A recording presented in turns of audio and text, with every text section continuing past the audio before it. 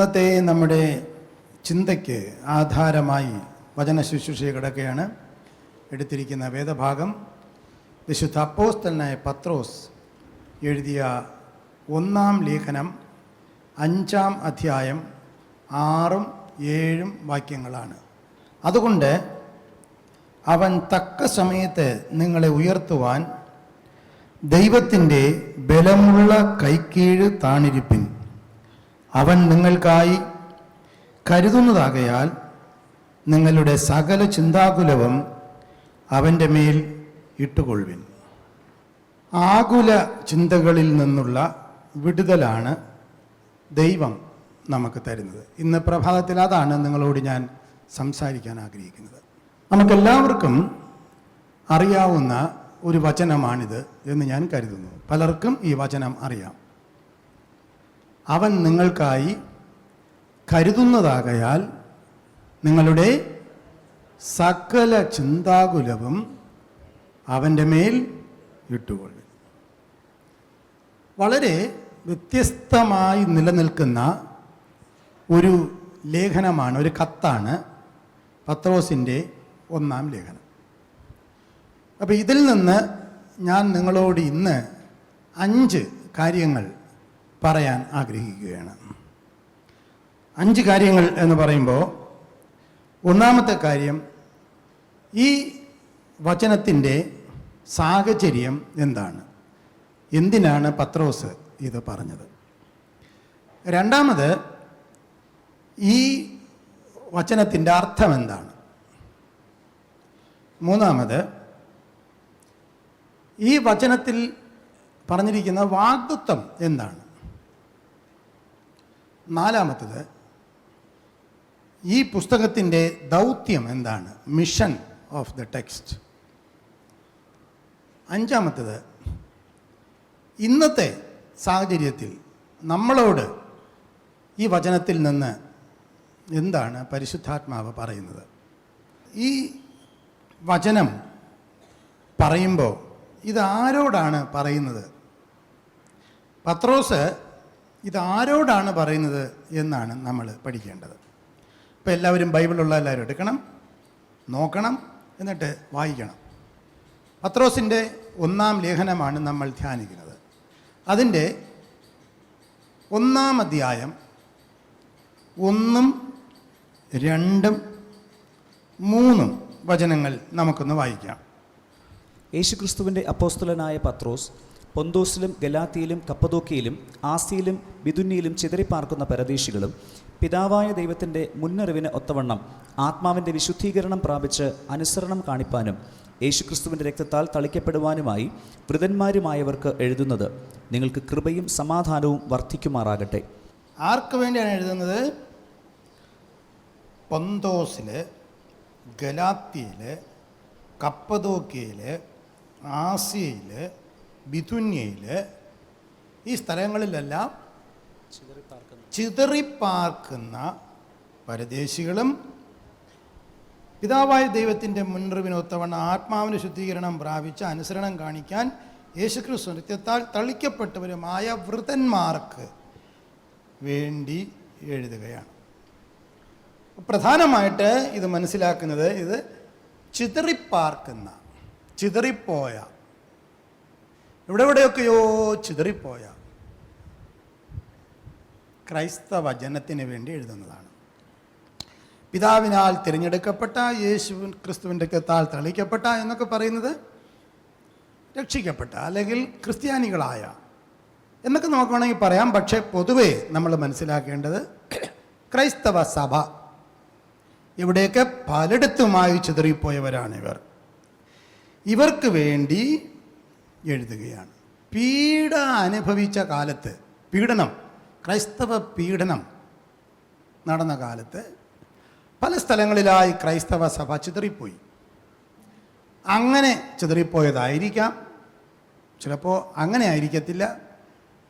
ജോലി സംബന്ധമായ ബന്ധത്തിലോ കുടുംബപരമായിട്ടോ ഒക്കെ ചിതറിപ്പോയവരായിരിക്കാം. പല സൈദ്ധാന്തിക ചിന്തകൾ, തിയറികളും പറയുന്നുണ്ട് ഇവർ ചിതറിപ്പോകാനുള്ള കാരണം.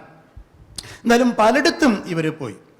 അപ്പോൾ ഇവർക്ക് ഒരു അജപാലനം നൽകിയാണ് പത്രോസ്, ഒരു ഇടയ ശുശ്രൂഷ നൽകുകയാണ്. അങ്ങനെ പത്രോസിൻ്റെ ഒരു മാസ്റ്റർ പീസ് ലേഖനമാണ് പത്രോസിൻ്റെ 1-ാം ലേഖനം. ശക്തമായ ഒരു ലേഖനം. അദ്ദേഹം ഈ ലേഖനം എഴുതുന്നത് അദ്ദേഹം റോമിലായിരുന്നപ്പോഴാണ്. റോമിലിപ്പോൾ വലിയൊരു സംഭവം നടന്നുകൊണ്ടിരിക്കുകയാണ്. കുട്ടികൾ പറയണം എന്താണ് സംഭവം, ഇടയ്ക്ക് ഞാൻ ചോദിക്കും. അപ്പോൾ അവിടെയാണ് പത്രോസ് എന്ന് താമസിച്ചിരുന്നത്. അതിനെ 5-ാം അധ്യായം 13 അദ്ദേഹം പ്രതീകാത്മകമായി ബാബിലോൺ എന്ന് വിളിക്കുന്നുണ്ട്. അത് റോമാണ്. അവിടെ ഇരുന്നു കൊണ്ട് അദ്ദേഹം പൊന്തോസിൽ, ഗലാത്തിയിൽ, കപ്പദോക്യയിൽ, ആസിയയിൽ അല്ലെങ്കിൽ ഇന്നത്തെ ടർക്കി, ബിഥുന്യ എന്നീ സ്ഥലങ്ങളിലെല്ലാം ചിതറിപ്പാർക്കുന്ന ജനങ്ങൾക്ക് വേണ്ടി, കൂടുതലും ഇന്ന് ടർക്കിയിലുള്ള സഭകളാണിതെല്ലാം, അദ്ദേഹം എഴുതുകയാണ്. ഇവരെല്ലാവരും പ്രവാസികളായ ക്രിസ്ത്യാനികളാണ്. അവർ വിശ്വാസത്തിന് വേണ്ടി കഷ്ടമനുഭവിച്ചവരാണ്. സാമൂഹികമായ തിരസ്കരണം, സോഷ്യൽ അലിനേഷൻ സംഭവിച്ചവരാണ്. അതുകൊണ്ട് ഒരു ഇടയനെന്ന രീതിയിൽ പത്രോസ് ഭാരത്തോടെ അവർക്ക് വേണ്ടി എഴുതുന്ന ഒരു ലേഖനമാണിത്. അവരെ ശക്തിപ്പെടുത്താൻ, അവരെ ബലപ്പെടുത്താൻ, ക്രിസ്തുവിലുള്ള അവരുടെ വ്യക്തിത്വം ഓർമ്മിപ്പിക്കാൻ, ജീവിക്കുന്ന ക്രിസ്തുവിലുള്ള അവരുടെ പ്രത്യാശ ഉറപ്പിക്കാൻ വേണ്ടി എഴുതുകയാണ്. അവരോട് പറയുകയാണ്, നിങ്ങൾ പരദേശികളാണ്, പക്ഷെ നിങ്ങൾ പരദേശികളല്ല. നിങ്ങൾ അന്യരും പരദേശികളും ആണ്, പക്ഷേ നിങ്ങൾ പരദേശികളല്ല. നിങ്ങൾ രാജകീയ പുരോഹിത വർഗമാണ്, വലിയൊരു ഗ്രഹത്തിൻ്റെ കൂട്ടാളികളാണ്, വിശുദ്ധ വംശമാണ്, സ്വന്തം ജനമാണ്, അന്ധകാരത്തിൽ നിന്ന് അത്ഭുത പ്രകാശത്തിലേക്ക് വിളിക്കപ്പെട്ടവരാണ്. ഹല്ലേലൂയ. ഇതെല്ലാം പറഞ്ഞിട്ട് പറയുകയാണ്, അതുകൊണ്ട് പ്രിയപ്പെട്ടവരെ, അവൻ നിങ്ങൾക്കായി കരുതുന്നു. നിങ്ങളുടെ സകല ചിന്താകുലവും അവൻ്റെ മേൽ ഇട്ടുകൊള്ളും. സ്തോത്രം. അങ്ങനെ അവരെ ഉറപ്പിച്ചുകൊണ്ട് ചിതറിപ്പോയ, പലയിടത്തുമായി പോയ ജനത്തിന് വേണ്ടി പറയുകയാണ്. ഇന്ന് നമ്മളും യഥാർത്ഥത്തിൽ പരദേശികളായി ജീവിക്കുകയാണ്. ആത്മീയമായി നമ്മൾ പരദേശികളാണ്. അതേസമയം ജോലികൾക്കായും മറ്റും പലരും പഴയതുപോലുള്ള ഒരു ക്ലാൻ സമ്പ്രദായത്തിലോ ഒരു കുടുംബമായി ഒരു ഗ്രാമത്തിലോ അല്ല താമസിക്കുന്നത്.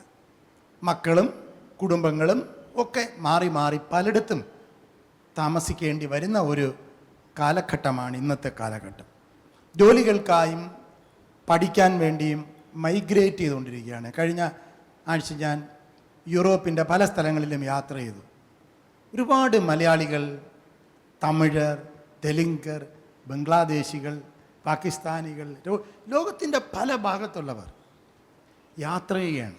ജീവിക്കാൻ, ജോലി ചെയ്യാൻ, ഹോട്ടലുകളിൽ, പല സ്ഥലങ്ങളിൽ. അതിൽ കഷ്ടപ്പെടുന്നവരുണ്ട്, കരയുന്നവരുണ്ട്, വിഷമിക്കുന്നവരുണ്ട്, ആഹാരമില്ലാത്തവരുണ്ട്. അങ്ങനെ ഇന്ന് ഈ മൈഗ്രേഷൻ എന്ന് പറയുന്നത് വളരെയധികം കൂടിക്കൊണ്ടിരിക്കുന്ന ഒരു കാലഘട്ടമാണ്. ഡയസ്പോറ സൊസൈറ്റി എന്നാണ് ഇതിനെ പറയുന്നത്, മൈഗ്രേറ്റ് ചെയ്ത കമ്മ്യൂണിറ്റി. അപ്പോൾ അവർക്ക് വേണ്ടി ഈ പത്രോസിൻ്റെ ലേഖനം വളരെ പ്രബലമാണ്. കഴിഞ്ഞ WCC കോൺഫറൻസിൽ, വേൾഡ് കൗൺസിൽ ഓഫ് ചർച്ചസിൻ്റെ കോൺഫറൻസിലെ പ്രധാനപ്പെട്ട വിഷയം ഈ 1 പത്രോസിൻ്റെ ലേഖനത്തിൽ നിന്നായിരുന്നു. അപ്പോൾ ഇന്ന് ലോകം അഭിമുഖീകരിക്കുന്ന ഒരു വലിയ പ്രശ്നമാണ് ഈ പരദേശികളായി നാടും വീടും വിട്ട് പോകുന്നത് എന്ന് മനസ്സിലാക്കിക്കൊണ്ട് സഭ ആ സമൂഹത്തെ അഡ്രസ്സ് ചെയ്യുകയാണ്. അപ്പോൾ നമ്മളും അതിൽ നിന്നൊട്ടും ഒഴിവുള്ളവരല്ല. ഇനി അത് പോയിട്ട് സ്വന്തം വീട്ടിൽ പോലും പരദേശികളെപ്പോലെ ജീവിക്കുന്നവരിന്ന് ധാരാളമാണ്. സ്വന്തം വീട്ടിൽ പോലും മക്കളിൽ നിന്ന് അന്യപ്പെട്ടു പോകുന്നവർ, മക്കളാൽ സംരക്ഷിക്കപ്പെടാത്ത മാതാപിതാക്കൾ, എല്ലാം നഷ്ടപ്പെട്ടു പോയവർ, ജീവിതം മൊത്തം മക്കൾക്ക് വേണ്ടി ജീവിച്ചിട്ട് ഒടുവിൽ മക്കളാൽ തിരസ്കരിക്കപ്പെട്ടു പോയ മാതാപിതാക്കൾ ധാരാളം ഉള്ള ഒരു കാലത്താണ് നമ്മൾ ഇന്ന് ജീവിക്കുന്നത്. കുറച്ച് കഴിയുമ്പോൾ ഈ മാതാപിതാക്കളുടെ മാനസികാവസ്ഥകൾക്കൊക്കെ മാറ്റം വരും. കുറച്ച് വർഷം, ചിലപ്പോൾ 20, 30, 50 വർഷമൊക്കെ കഴിയുമ്പോൾ കർത്താവ് വരാൻ താമസിച്ചാൽ അതുമായിട്ട് അഡ്ജസ്റ്റ് ചെയ്യപ്പെടും. പക്ഷെ ഇപ്പോഴത്തെ ഈ ഒരു ട്രാൻസിഷനിൽ നമ്മുടെ സമൂഹം ഒരുപാട് വേദനിക്കുന്ന മാതാപിതാക്കളെ കാണുന്നുണ്ട്. അച്ഛാ, ജീവിതം മൊത്തം മക്കൾക്ക് വേണ്ടി കൊടുത്തച്ഛ എന്നൊക്കെ പറയുന്ന ഒരുപാട് പേരെ ഇപ്പോൾ കാണുന്നുണ്ട്. ഇത് ലോകത്തിൻ്റെ പല ഭാഗത്തും കാണുന്ന ഒരു കാര്യമാണ്. അങ്ങനെ പല കാരണങ്ങളാൽ ജീവിതം തകർന്നു പോയ, ഭാരപ്പെട്ടുകൊണ്ടിരിക്കുന്ന ഒരു സമൂഹത്തെ നോക്കി പത്രോസ് പറയുകയാണ്, നിന്റെ ഭാരം കർത്താവിൻ്റെ മേൽ കൊട്. കർത്തർമേൽ നിൻ ഭാരത്തെ വൈത്തുവിട്. ആമേൻ. അവൻ നിങ്ങൾക്കായി കരുതുന്നു. അൾട്ടിമേറ്റ്ലി, അവസാനമായിട്ട് അത് മാത്രമേ ഉള്ളൂ. അവൻ നിങ്ങൾക്കായി കരുതുന്നത് കൊണ്ടും തക്ക സമയത്ത് അവൻ നിങ്ങളെ ഉയർത്തുമെന്നുള്ളത് കൊണ്ടും നിങ്ങളുടെ ഭാരം അവൻ്റെ മേൽ വെച്ചു കൊടുക്ക്. ഹല്ലേലൂയ. ഫാദർ ബർക്ക്മാൻ സയ്യയുടെ മനോഹരമായൊരു തമിഴ് പാട്ടുണ്ട്. കർത്തർമേൽ ഭാരത്തെ വൈത്ത് വിട്, കലങ്കി തപിക്കാതെ, അവരെ ഉന്നെ ആദരിപ്പാർ അതിശയം செய்வா. கர்த்தர்மேல் பாரத்தை வைத்து விடு, கலங்கி தவிக்காதே, அவரே உன்னை ஆதரிப்பார் அதிசயம் செய்வார். തപ്പനും തായും കൈവിട്ടാലും അവരെ നമ്മെ അനത്തുകൊള്ളുവാൻ. തപ്പനും തായും കൈവിട്ടാലും അവരെ നമ്മെ അണൈത്തുകൊള്ളുവാൻ. കർത്തർമേൽ ഭാരത്തെ വായ്ത്തു വിട്, കലങ്ങി തവിക്കാതെ,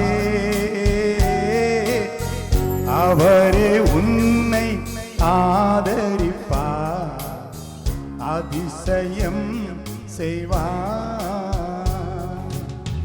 നമ്മை കാക്കും ദേവനവർ, நமது நிழலாய் இருக்கின்றவர். நம்மை காக்கும் தேவனவர், நமது நிழலாய் இருக்கின்றவர். கர்த்தர்மேல் பாரத்தை வாய்த்து விடு, கலங்கி தவிக்காதே, அவரை உன்னை ஆதரிப்பார் அதிசயம் செய்வார். நீதிமான் தள்ளாத விடமாட்டார், நித்தவும் காத்து நடத்தி செல்வார்.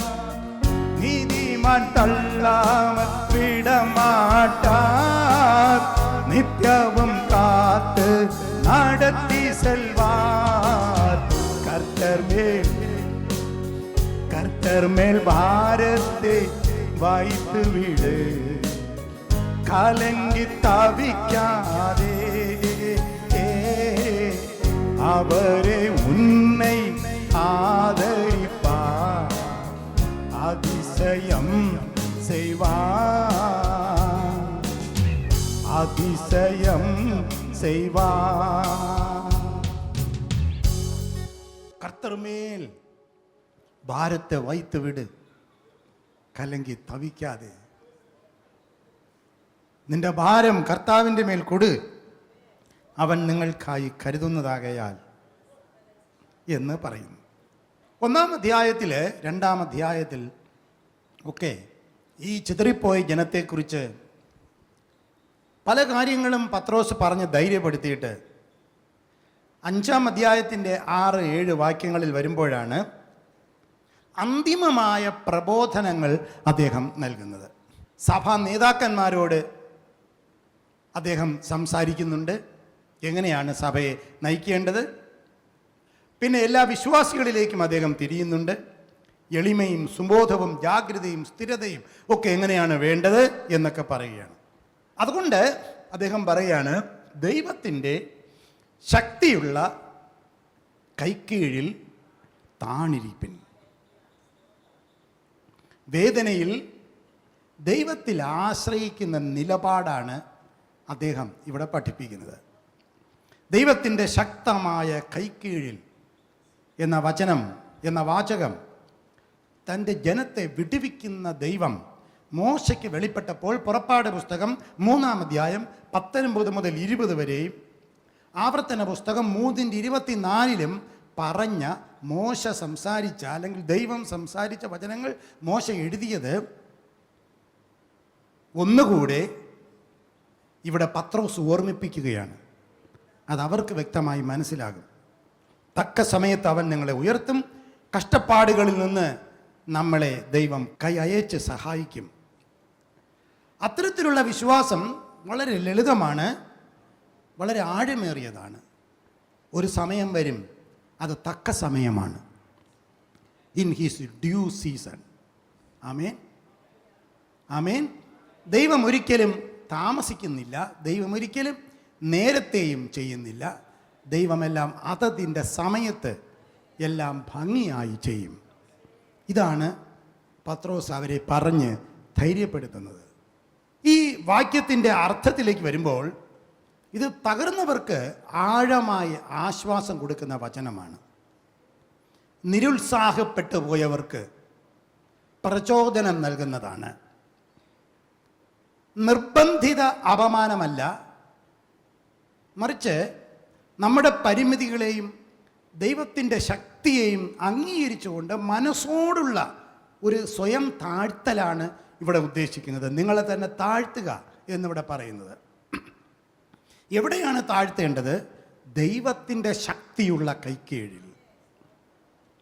ക്രിസ്തുവിനെ താങ്ങി നിർത്തിയതും ഇപ്പോൾ നമ്മളെ താങ്ങി നിർത്തുന്നതുമായ പിതാവായ ദൈവത്തിൻ്റെ കൈക്കീഴിൽ.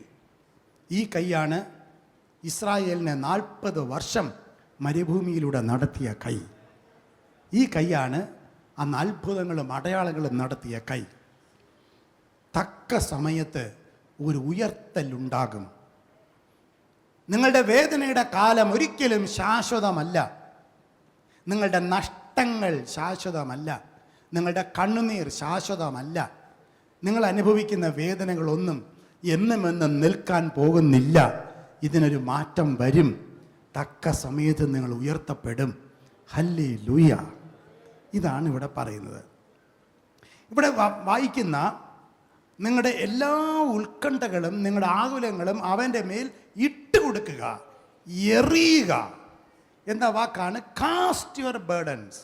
അതിൻ്റെ ഗ്രീക്ക് പദത്തിൻ്റെ യഥാർത്ഥ അർത്ഥം എറിഞ്ഞു കളയുക എന്നാണ്. എവിടേക്ക് എറിയുക എന്നാണ്? മറ്റാരുടെയോ ഒരു ചുമലിലേക്ക് എറിഞ്ഞു കൊടുക്കുക. സങ്കീർത്തനം 55:22 പറയുന്നു, നിന്റെ ഭാരം യഹോവയുടെ മേൽ വച്ചുകൊള്ളുക, എറിയുക. മറ്റൊരാളുടെ മേൽ ഇട്ട് കൊടുക്കുക, അവർ വഹിച്ചുകൊള്ളും, അവൻ നിങ്ങൾക്കായി കരുതും. അത് ദൈവമാണ്. എവിടെയാണ് ദൈവം? പത്രോസ് പറയുകയാണ്, ദൈവം അങ്ങ് അകലെയല്ല, അവിടെ നിന്ന് നിങ്ങളുടെ സമീപസ്ഥനാണ്. എങ്ങനെയാണ് സമീപസ്ഥൻ എന്ന് പറയുന്നത്? അവൻ നിങ്ങൾക്കായി കരുതുന്നവനാണ്. അവൻ കരുണയുള്ളവനാണ്. നിങ്ങളുടെ ക്ഷേമത്തെ മാത്രം ചിന്തിക്കുന്നവനാണ്. ഇതാണ് യേശു പറഞ്ഞ മറ്റൊരു കാര്യം. മത്തായി 11:28 മുതലുള്ള വാക്യം, അധ്വാനിക്കുന്നവരും ഭാരം ചുമക്കുന്നവരുമായുള്ളവരെ എൻ്റെ അടുക്കൽ വരുവിൻ, ഞാൻ നിങ്ങൾക്ക് ആശ്വാസം തരും. ഇന്ന് ഈ ആശ്രമത്തിൽ വന്നിരിക്കുന്ന എൻ്റെ പ്രിയ സഹോദരി സഹോദരന്മാരെ, നിങ്ങളുടെ ഭാരം ആത്മാർത്ഥമായ ഹൃദയത്തോടെ, സത്യസന്ധമായ ഹൃദയത്തോടെ ദൈവത്തിൽ അർപ്പിച്ച് പ്രാർത്ഥിച്ച് ദൈവത്തിൽ ശരണപ്പെട്ട് ജീവിക്കാൻ മാത്രമാണ് ഈ ആശ്രമത്തിൽ നിന്ന് കഴിഞ്ഞ 32 വർഷമായി പറഞ്ഞുകൊണ്ടിരിക്കുന്നത്. ഹല്ലേലൂയ. മറ്റൊന്നും നിങ്ങളോട് പറയുന്നില്ല, നിങ്ങളോട് മറ്റൊന്നും ആവശ്യപ്പെടുന്നില്ല, ഇനിയും ആവശ്യപ്പെടുകയുമില്ല. നിങ്ങളെ കരുതുന്ന ഒരു ദൈവമുണ്ട്. ആ ദൈവം നിങ്ങൾക്ക് വേണ്ടി ജീവിക്കുന്നു. ആ ദൈവം നിങ്ങളിൽ നിന്ന് ഒന്നും പ്രതീക്ഷിക്കുന്നില്ല. ആ ദൈവം നിങ്ങളെ സൃഷ്ടിച്ചവനാണ്. ആ ദൈവത്തിൽ വന്ന് ശരണപ്പെടുക, ദൈവത്തിൽ ആശ്രയം വയ്ക്കുക, നിരാശയുടെ വഴിയിലൂടെ നടക്കാതിരിക്കുക, ജീവിതം തകർന്നു പോയി ഇനി വേണ്ട എന്ന് പറയാതിരിക്കുക. ദൈവം തന്നിരിക്കുന്ന ആയുഷ്കാലം അത്രയും ആരോഗ്യത്തോടെ ജീവിക്കുക. ഞാൻ ഇന്ന് പ്രസംഗത്തിൽ 5 കാര്യങ്ങളെ പറയുമെന്ന് പറഞ്ഞു. 2 കാര്യങ്ങളെ ഞാൻ പറഞ്ഞു. ഒന്ന്, ഇതേത് സാഹചര്യത്തിലാണ് എഴുതിയതെന്നും. 2, ഈ വാക്യത്തിൻ്റെ അർത്ഥം എന്താണെന്നും. 3, ഈ പുസ്തകത്തിൽ അടങ്ങിയിരിക്കുന്ന വാഗ്ദത്തങ്ങൾ എന്തൊക്കെയാണെന്നും, അല്ലെങ്കിൽ ഈ വാക്യത്തിൽ പറഞ്ഞിരിക്കുന്ന വാഗ്ദത്തം, പ്രോമിസസ് എന്തൊക്കെയാണെന്നും. ഒരുപാട് വാഗ്ദത്തങ്ങൾ നമ്മൾ ഈ പുസ്തകത്തിൽ കാണുന്നു. ഇതിൻ്റെ വാഗ്ദത്തങ്ങൾ മാത്രം ചിന്തിക്കണമെങ്കിൽ ഒരുപാട് ക്ലാസ്സുകൾ, ഒരുപാട് പ്രസംഗങ്ങൾ പറയേണ്ടി വരും. പെട്ടെന്ന് ഞാൻ ചിലത് പറയാം.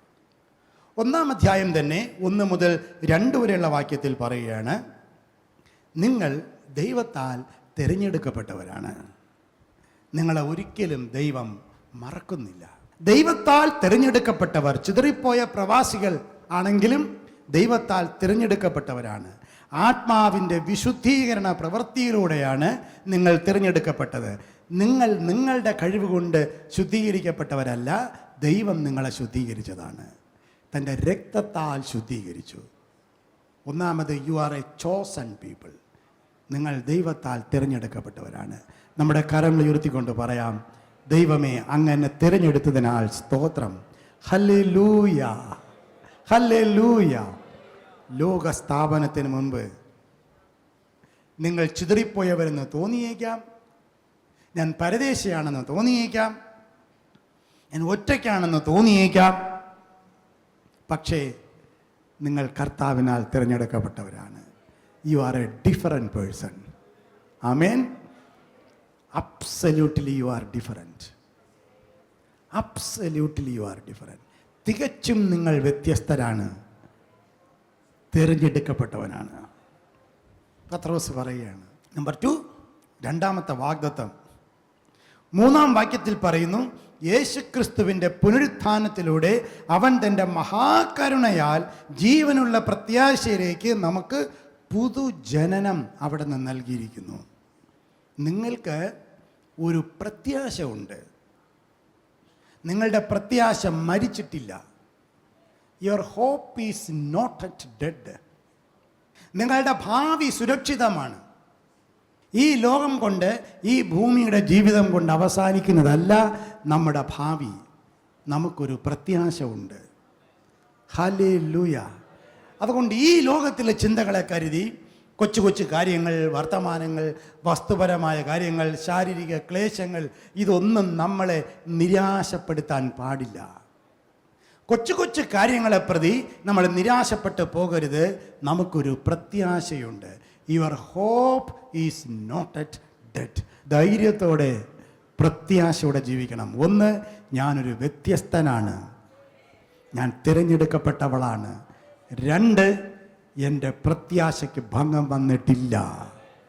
3, നമ്മുടെ ഓരോ പരീക്ഷകൾക്കും ഒരു ഉദ്ദേശമുണ്ട്. 1-ാം അധ്യായത്തിൽ തന്നെ 6-7 വാക്യങ്ങൾ വായിച്ചു നോക്കുക. 6-ാം വാക്യത്തിൽ പറയുന്നു, അതുകൊണ്ട് നിങ്ങൾ ഇപ്പോൾ അല്പനേരത്തേക്ക് നാനാ പരീക്ഷകളാൽ ദുഃഖിച്ചിരിക്കേണ്ടി വന്നാലും, അടുത്ത് അഴിഞ്ഞു പോകുന്നു, ആനന്ദിക്കുന്നു. കാരണം അഴിഞ്ഞു പോകുന്നതും വായിക്കും, അഴിഞ്ഞു പോകുന്നതും തീയിൽ ശോധന കഴിക്കുന്നതുമായ പൊന്നിനേക്കാൾ നിങ്ങളുടെ വിശ്വാസത്തിന്റെ പരിശോധന വിലയേറിയത് എന്ന് യേശുക്രിസ്തുവിന്റെ പ്രത്യക്ഷതയിൽ പുകഴ്ചയ്ക്കും തേജസ്സിനും മാനത്തിനുമായി കാണുവാൻ അങ്ങനെ ഇടവരും. ആമേൻ. നിങ്ങൾ ശുദ്ധീകരിക്കപ്പെട്ടിരിക്കുന്നത് ഈ കഷ്ടതകളിലൂടെയാണ്. തീയിൽ ശോധന കഴിക്കുന്ന പൊന്നിനേക്കാൾ നിങ്ങളുടെ വിശ്വാസത്തിൻ്റെ പരിശോധന വിലയേറിയതാണ്. നിങ്ങളിപ്പോൾ കടന്നു പോകുന്ന കുറേ ശോധനകളുണ്ട്. പക്ഷേ നിങ്ങളെ പരീക്ഷിച്ച്, ശോധിച്ച്, ശുദ്ധീകരിച്ച് ദൈവം നിങ്ങളെ കൊണ്ടുവരികയാണ്. നിങ്ങളുടെ ശോധനകൾക്ക് ഒരു ഉദ്ദേശമുണ്ട്. നമ്മുടെ കരങ്ങൾ ഉയർത്തി ദൈവത്തെ സ്തുതിക്കാം, ശക്തമായി സ്തുതിക്കാം, ശക്തമായി സ്തുതിക്കാം. നിനക്കൊരു ശോധന, നീ കടന്നു പോകുന്ന ഒരു ശോധന, നീ ചിന്തിക്കാത്ത ഒരു ശോധന, ദൈവം നിന്നെ ശുദ്ധീകരിക്കുകയാണ്, അവിടെ നിന്ന് നിന്നെ ഉപേക്ഷിക്കുകയില്ല. അടുത്ത വാഗ്ദത്വം, 4-ാമത്തെ വാഗ്ദത്വം. ഒരുപാട് വാഗ്ദത്വങ്ങളുണ്ട്, എല്ലാം ഞാൻ വായിക്കുന്നില്ല.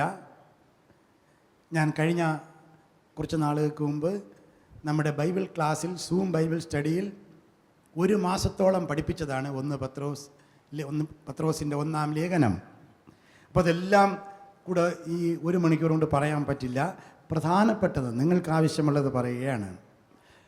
1 പത്രോസ് 2-ാം അധ്യായത്തിൻ്റെ 5-ാം വാക്യത്തിൽ അവിടെ പറയുകയാണ്, നീ ഒരിക്കലും ഒറ്റയ്ക്കല്ല. ആമേൻ. നീ ചിന്തിക്കുന്നുണ്ട് ഞാൻ ഒറ്റയ്ക്കാണെന്ന്, പക്ഷെ നീ ഒറ്റയ്ക്കല്ല. അവിടെ പറയുന്നത് എന്താണ്? ഒരു വലിയ കഥയുടെ ഭാഗമാണ് നീ. നീ ഒരു ആത്മീക ഗ്രഹമായി പണിയപ്പെടുന്നു എന്ന് എഴുതിയിരിക്കുന്നു. ശരിയല്ലേ? ഒരു വലിയ കൊട്ടാരം, ഒരു വലിയ മാൻഷൻ, ഒരു വലിയ ഗ്രഹം, ഒരു വലിയ വീടിൻ്റെ ഒരു ഭാഗമാണ് നീ. നീ ചിന്തിക്കുന്നു ഞാൻ മാത്രമാണല്ലോ ഈ ഭാരം വഹിക്കുന്നത്, ഞാൻ മാത്രമാണല്ലോ എന്ന് നീ ചിന്തിക്കുന്നു. ഇല്ല സഹോദര, സഹോദരി, നീ ഒറ്റയ്ക്കല്ല, ഒരു വലിയ ആത്മീയ ഗ്രഹത്തിൻ്റെ ഭാഗമാണ് നീ. ഒരു വലിയ കഥ നടക്കുകയാണ്. ഈ കഥയുടെ സംവിധായകൻ സർവശക്തനായ ദൈവമാണ്. ഈ ദൈവം ചെയ്യുന്ന ഒരു വലിയ കഥയുടെ ഒരു പാർട്ടാണ് നീ. ധൈര്യമായി മുമ്പിലോട്ട് പോ. നിന്നോട് പറയുന്നു, നീ അഭിനയിക്കുന്നു. ദൈവം പറയുന്നു, നീ അത് ചെയ്യുന്നു. അങ്ങനെ മാത്രം നീ ചിന്തിക്കുക. ഹല്ലേലൂയാ. ഒരു ദിവസം തിരശീല വീഴുമ്പോൾ, കർട്ടൻ വീഴുമ്പോൾ നീ അരം കൊഴിഞ്ഞിറങ്ങിപ്പോകും. നീ ഒരിക്കലും ഒറ്റയ്ക്കല്ല. നിന്നെ ഈ അരങ്ങിലേക്ക് വിളിച്ചു വരുത്തിയ ഒരു സംവിധായകനുണ്ട്, ഒരു വലിയ ഡയറക്ടറുണ്ട്. അവൻ നോക്കിക്കൊണ്ടിരിക്കുകയാണ് നിന്റെ ജീവിതം ശരിയാകുന്നുണ്ടോ ഇല്ലയോ എന്ന്. നീ ഒരു വലിയ ആത്മീയ ഗ്രഹത്തിൻ്റെ, ഒരു വലിയ ആത്മീക, ഒരു പദ്ധതിയുടെ പ്ലാനാണ് നീ. ഒരു ഭാഗമാണ് നീ. ഒരു ഭാഗമാണ് നീ. ദൈവം നിങ്ങളുടെ പ്രാർത്ഥന കേൾക്കുകയും നിങ്ങളുടെ വേദനയിൽ നിങ്ങളെ കാണുകയും ചെയ്യും. ദൈവത്തിൻ്റെ കണ്ണുകൾ എപ്പോഴും നിങ്ങളിലാണ്. ദൈവം നിങ്ങളെ നോക്കിക്കൊണ്ടിരിക്കുകയാണ്, നിങ്ങൾ ചെയ്യുന്നത് ശരിയായി ചെയ്യുന്നുണ്ടോ എന്ന്. 1 പത്രോസ് 3:12 വായിച്ചു നോക്കുക. ഇതുമായി ബന്ധപ്പെട്ട് 1 പത്രോസ് 3:12 അവിടെ പറയുകയാണ്, കർത്താവിൻ്റെ കണ്ണുകൾ നീതിമാന്മാരുടെ മേലും അവൻ്റെ ചെവി അവരുടെ പ്രാർത്ഥനയ്ക്കും തുറന്നിരിക്കുന്നു. വാഗ്ദത്തമാണ്. 1 പത്രോസിൽ പറയുന്ന വാഗ്ദത്തമാണ്. അതുകൊണ്ട് നിന്റെ പ്രാർത്ഥനയ്ക്ക് ദൈവത്തിൻ്റെ ചെവി തുറന്നിരിക്കുകയാണ്. കർത്താവിൻ്റെ കണ്ണുകൾ നീതിമാന്മാരുടെ മേലുണ്ട്. ഇങ്ങനെ ഒരുപാട് വാഗ്ദത്തങ്ങൾ പറഞ്ഞ് ജനത്തെ, ചിതറിപ്പോയ ജനത്തെ, ഒറ്റക്കിരിക്കുന്ന ജനത്തെ പത്രോസ് ഉത്സാഹിപ്പിക്കുകയാണ്. ഇന്ന് പകൽ ഈ ആശ്രമത്തിൽ വന്നിരിക്കുന്ന എൻ്റെ പ്രിയ സഹോദര, സഹോദരി, നിങ്ങളെയും പരിശുദ്ധാത്മാവ് ഉത്സാഹിപ്പിക്കുകയാണ്. നിങ്ങൾ ഒറ്റയ്ക്കല്ല, നിങ്ങളെ കൊണ്ട് ചെയ്യിപ്പിക്കുന്ന ഒരു ദൈവം നിങ്ങളുടെ പുറകിലുണ്ട്. ഹല്ലേലൂയ. അവൻ തക്ക സമയത്ത് നിങ്ങളെ ഉയർത്തും. അവൻ്റെ ബലമുള്ള കൈക്കീഴ് താണിരിക്കുക. ഇതാണ് സന്ദേശം. 4-ാമത്, എൻ്റെ സന്ദേശത്തിൻ്റെ 4-ാമത്തെ ഭാഗത്തിലേക്ക് ഞാൻ വരികയാണ്. 4-ാമത് ഈ പുസ്തകത്തിൻ്റെ മിഷനാണ്, ദൗത്യമാണ്, മിസിയോളജിയാണ്. ഈ പുസ്തകത്തിന് ധാരാളം ദൗത്യമുണ്ട്. പ്രവാസി ക്രിസ്ത്യാനികൾക്ക് പത്രോസ് ഒരു ദൗത്യം ഏൽപ്പിക്കുകയാണ്. വേർ യു ആർ, നിങ്ങൾ എവിടെയായിരുന്നാലും, നിങ്ങളുടെ വൈതരണികളുടെ മധ്യയും ഒറ്റയ്ക്കായിരിക്കുമ്പോഴും നിങ്ങൾക്ക് ദൈവത്തിനായി ചില കാര്യങ്ങൾ ശക്തമായി ചെയ്യാനുണ്ട് എന്ന് ആ ജനത്തെ ഓർമ്മിപ്പിക്കുകയാണ്. അവിടെ പറയുകയാണ്, ജനമല്ലാതിരുന്ന നമ്മെ അവൻ ജനമാക്കി തീർത്തു. മനുഷ്യൻ എന്നുപോലും നിങ്ങൾ എണ്ണപ്പെട്ടിരുന്നില്ല, പക്ഷെ നിങ്ങളെ ഒരു വലിയ സമൂഹമാക്കി തീർത്തു. എന്നിട്ട് പറയാണ്, അത് അന്ധകാരത്തിൽ നിന്ന് അത്ഭുത പ്രകാശത്തിലേക്ക് നിങ്ങളെ വിളിച്ചത് അവൻ്റെ സൽഗുണങ്ങളെ ഘോഷിക്കാനാണ്. ഇതാണ് സന്ദേശം, ഇതാണ് മിഷൻ. ഇവിടെ ഞാൻ നിങ്ങളുടെ ഒരു ചെറിയ സമയം എടുക്കുകയാണ്. ഈ സന്ദേശത്തിൻ്റെ ഒരു പ്രധാന കാര്യം പറയുകയാണ്. ഞാനിന്ന് വടക്കേ ഇന്ത്യയിൽ ഡൽഹിയിലാണ് ഞാനിരുന്ന് ജോലി ചെയ്യുന്നത്. ചർച്ച് ഓഫ് നോർത്ത് ഇന്ത്യക്ക് 28 മഹാ ഇടവകകളുണ്ട്. ഞാൻ വന്ന് ചാർജ് എടുത്തിട്ട് 17 മാസമായി. ഞാൻ അവരോട് പറഞ്ഞു, നിങ്ങളുടെ മഹാ ഇടവകകളുടെ ചരിത്രം എഴുതുക. കത്തെഴുതി, പല പ്രാവശ്യം കത്തെഴുതി, അത് ഫോളോ അപ്പ് ചെയ്തുകൊണ്ടിരിക്കുകയാണ്. എഴുതിയവർ അതിശയത്തോടെ വന്ന് എന്നോട് സംസാരിക്കുകയാണ്. ഞാൻ പറഞ്ഞു, ഒരുപാട് ചരിത്രമൊന്നും വേണ്ട, ഒരു 40 പേജ്, ഒരു 50 പേജ് എഴുതുക. നമുക്കെല്ലാം കൂടെ ചേർത്തൊരു വലിയൊരു പുസ്തകമായിട്ട് പബ്ലിഷ് ചെയ്യാം. എന്തിനെന്ന് ചോദിച്ചാൽ, 300 വർഷങ്ങൾക്ക് മുൻപ് നിങ്ങൾ ആരായിരുന്നു, ഇപ്പം നിങ്ങൾ ആരായി, ഇത് സ്വയം അറിയാനുള്ള ഒരു ടെസ്റ്റാണ് എന്ന് പറഞ്ഞു. എങ്ങനെയാണ് നിങ്ങളുടെ നാട്ടിൽ ഒരു സ്കൂൾ ഉണ്ടായത്? എങ്ങനെയാണ് നിങ്ങളുടെ നാട്ടിൽ ഒരു കോളേജ് ഉണ്ടായത്? ആരാണ് നിങ്ങളുടെ നാട്ടിൽ ഒരു ആശുപത്രി തുടങ്ങിയത്? എങ്ങനെയാണ് നിങ്ങളുടെ നാട്ടിൽ ഒരു പള്ളി ഉണ്ടായത്?